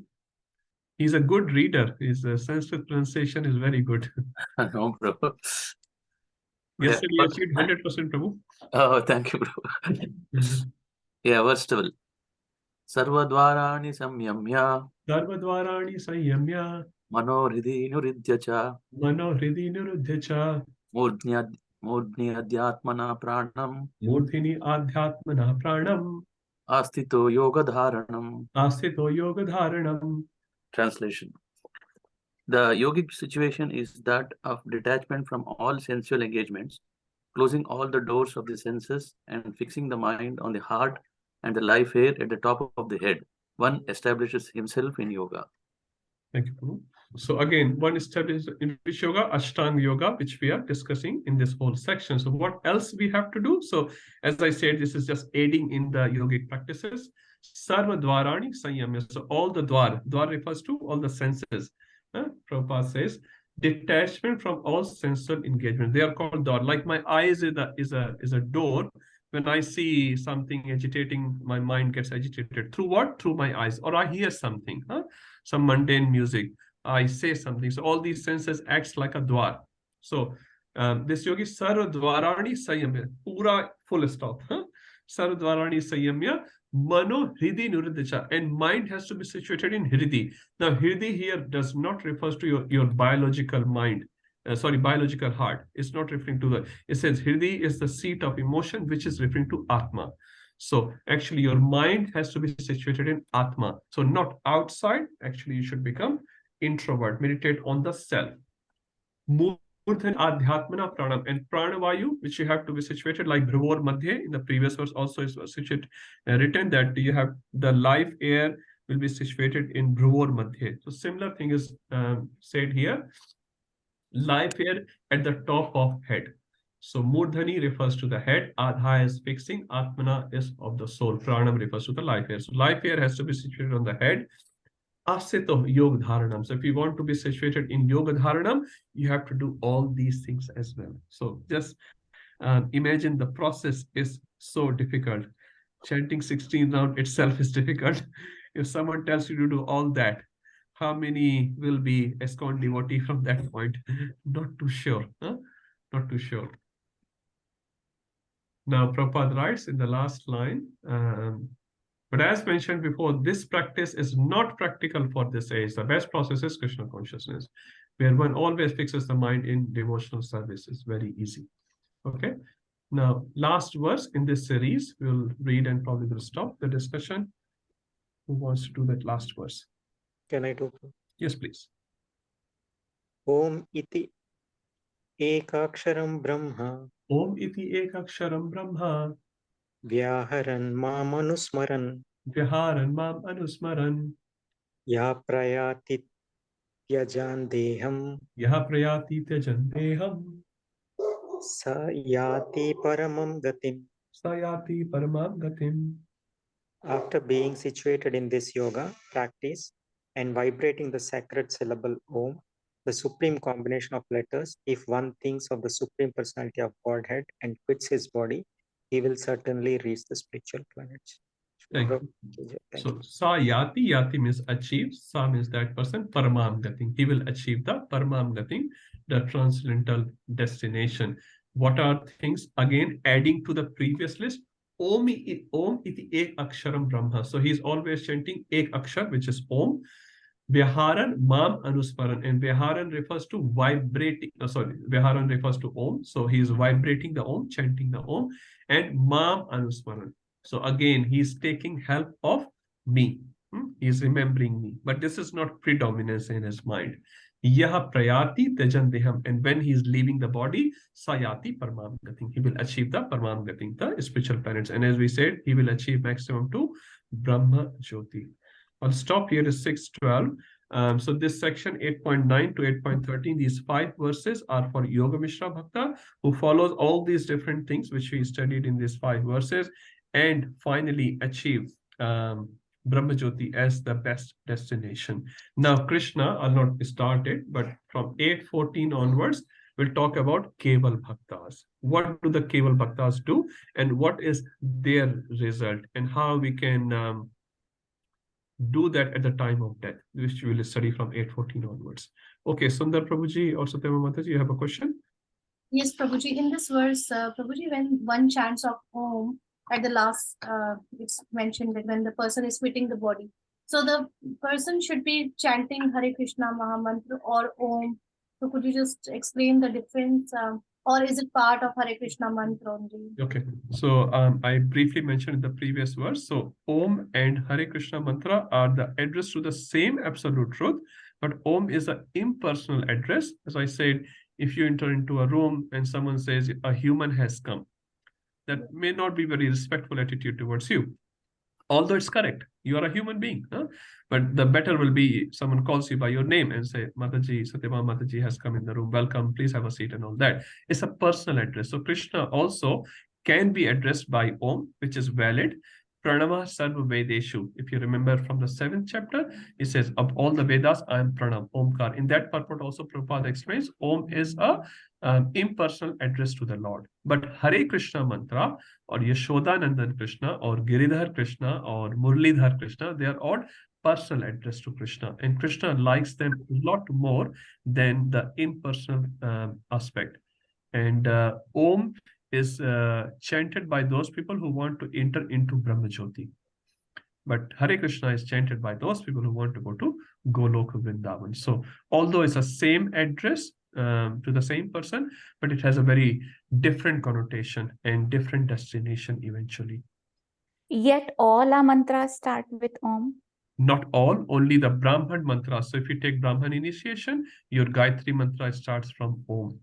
So because Om is that purifying agent. So not all the mantra. Hare Krishna mantra does not start with Om. So if you chant Gayatri mantra in your Brahman initiation, that starts with Om. So not all the mantras. And that's why Prabhupada writes in 7th chapter, you can read it in those purports, where he says the person who's chanting Om has to be qualified. And that's why you would have heard some Maharaja said Gayatri mantra should not be chanted publicly. You see in India, I think Anuradha Podwal, if I'm not wrong, has a Gayatri mantra tape, and they just put that tape everywhere. They say if you chant the mantras which people are not eligible to hear, you invite ghosts and other spirits like that. So we should not be chanting. That's why when we chant Gayatri mantra after Brahman initiation, sometimes people don't even move their lips. They just chant in their mind. Some people move their lips, but not publicly. So Om mantras are very, very important in that sense. And this is not Yuga Dharma.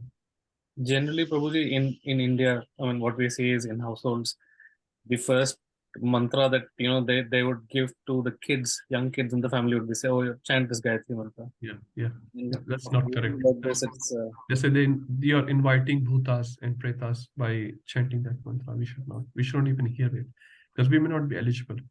That's why Om, Prabhupada writes, I think in Bhagavatam, in the introduction or in the first 1.1.1, he says, Om mantras are only chanted by those people who are eligible, but Hare Krishna mantra can be chanted by anyone in any state. Om mantras you cannot chant anywhere or any time. You have to have eligibility with that. Hare Krishna mantra does not need any eligibility, and is addressing direct to the Lord. So, Prabhuji, when we talked about the Guni Bhuta Bhaktas, so they were chanting of Om mantra, and that's the reason they went to the Brahman stage. That's one of them. That's one of them. Yeah. They are actually referring to Paramatma, but the only difference is, Mataji, they are not serving Paramatma. They just want to meditate on Paramatma and just meditate on that form, which is fine. But they don't serve. There's no interaction between Paramatma and the person. But here, in the Radha Gopinath temple, you serve Lord. You cook for the Lord. You clean for the Lord. You dress the Lord. They don't do all that. Vishnu is the greatest, and I'm meditating on that Vishnu and how to achieve that Vishnu. They do all these activities, which we are reading in this section. And also, Prabhuji, Shiva Bhaktas, when they are saying, chanting the mantra Om Namah Shivaya. Yeah. So, so they are also remembering Krishna while they are meditating on Shiva. So what is that mantra also has the Om, and most of the mantras have Om. Yes. So very nice question. So that Om will refer to Shiva because that's what they want to refer to. So Om, actually Om is a very complex mantra in that sense, but Om refers to absolute truth. Prabhupada writes it. But in that sense, when you're chanting Om Namah Shivaya, for example, you are referring to Lord Shiva, which it can refer. Now we also say Om Namo Bhagavate Vasudevaya. So here Om is referring to Vasudev. Now Om also comes in Gayatri mantra. So Om can act, but Om is a very sort of, we can say, eligible sort of mantra where only eligible people are supposed to chant. And we should do that. The sthan has to be pure, the person has to be pure, and then only we should chant those mantras, which is not possible in this day and age. And that's why it's very restricted. And why are they chanting? Suppose you can also ask why Gayatri mantras we have to chant. So I've heard the explanation a little bit, just sharing. So the Gayatri mantras has to be chanted so that you can chant Hare Krishna mantra properly. It's just to reinforce your purity by chanting those mantras so that you can do Hare Krishna properly.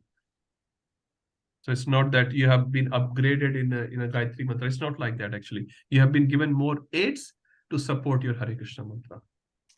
And that's why it says second initiation is not mandatory to go back to Godhead. Although it's good, not mandatory. Because you're already chanting Hare Krishna. If you do it nicely, you can go back to Godhead. But to aid it, the different mantras are given now you become more well situated in your practices of devotion to Krishna. Okay, I'm looking at the watch, it's 6:19. Sorry, Rupam Prabhuji. We'll definitely take your question, but next time, I think, because we should stop on time. Please Sure. write it, and we'll be happily taking the question next time, and Jayaprakash Prabhu as well. Sure, Prabhu. Thank you. Okay. Any quick announcements, Sundar Prabhu? Not announcement as such, though. Just a comment. Today is our Golden Jubilee class, our 50th week of class. Oh, Haribol. So we have done half century. Thank you to Radha Gopinath for allowing us to be here. So, and thank you to all of you. Because of all of you, we are here. So if there is no audience of the Katha, there is not going to be Katha. So thank you, all of you, for tolerating me for 1 year. So please continue to bless me so I can be engaged. Because if you don't engage me, I will be engaged in something else. So please engage me, and please correct me, as I was saying yesterday as well, wherever possible, we'll try to correct. We can't do everything, but whatever possible, we'll try to do. And that includes the Ujjwala Mataji's recommendation of changing the time of the class for the good reason, because many devotees do want to go to temple. So just not right now, but maybe in probably 6 weeks, I should say, we might change it to 3:30 to 5:30, which may work well for the devotees who want to visit temple after the class, which is totally understandable. I also go to temple many times after the class. So we'll try to do that somewhere around mid-April or something. Okay, thank you, everyone. And please write your questions. We'll take your questions next week. Hare Krishna.